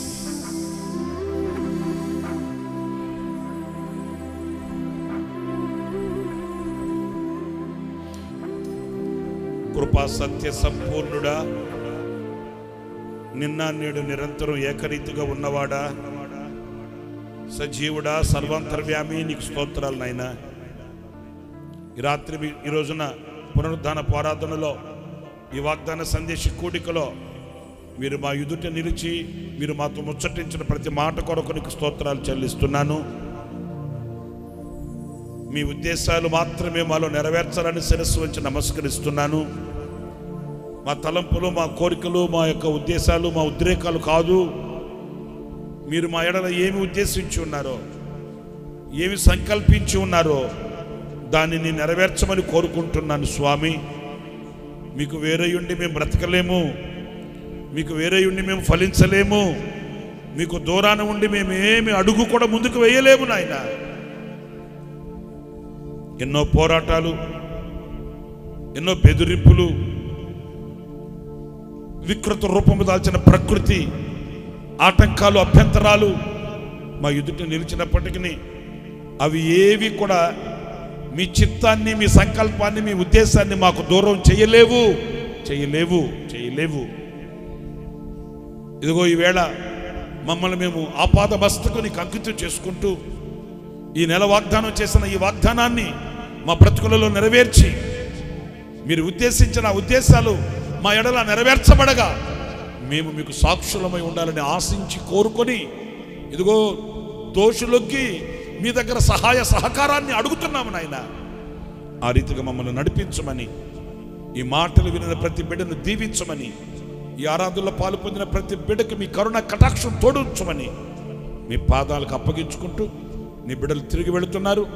గమ్యం గృహాలకు చేరేటంత వరకు మీ కాపుదల భద్రతనిచ్చి నడిపించమని ఆశ్చర్యకరమైన మీ హస్తానికి నేను బిడ్డలను అప్పగిస్తూ, ఎవరైనా బలహీనులై ఉంటే వారిని ముట్టండి నాయన. ఎవరైనా సమస్యలతో ఉంటే ఆ సమస్యల నుంచి విడిపించండి ప్రభువా. అధైర్యపడి ఉంటే ధైర్యాన్ని ఇవ్వండి నాయన. బలహీనంగా అనారోగ్యంతో ఉన్న వారిని ఒక్కొక్కరిని స్పర్శించమని వేడుకొనొచ్చు. బలహీనత తొలగిపోమని ఆజ్ఞాపిస్తున్నాను.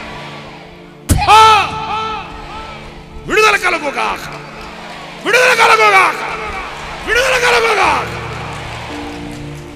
స్వస్థపరచండి ఈ క్షణమే అయ్యా. మీరు అద్భుతం చేయండి, మీరు చెయ్యి చాపండి, బాహు చాపండి. రక్షక స్వస్థపరచండి. ఆరోగ్యవంతులైన బిడ్డలు తిరిగి వెళ్ళడానికి సహాయం చేసి, ఎవరు ఏ ఏ అక్కరతో వచ్చారో ఎరిగిన దేవుడు గనుక ఆ రీతిగా ఆశీర్వదించి, మరి ముఖ్యంగా ఆధ్యాత్మికంగా బలపరిచి స్థిరపరిచి నీ బిడ్డల కుటుంబాలు స్వర్గసీమలుగా ఉండటకు సహాయం చేయమని నీ బిడ్డలు ఒక్కొక్కరిని మీ చేతి సమర్పిస్తూ యేసు నామములో ప్రార్థించి వేడుకొనుచున్నాను తండ్రి. ఆమేన్, ఆమేన్. మన ప్రభువు అయిన యేసుక్రీస్తు కృప, తండ్రి అయిన దేవుని ప్రేమ, పరిశుద్ధాత్మనందుల అన్యోన్యమైన సహవాసం, సన్నిధి సముఖం ఈ ఆరాధనలో పాలు పొందిన ఒక్కొక్కరికి సదాకాలం తోడయుండి నడిపించునుగాక. ఆమేన్. హల్లెలూయా.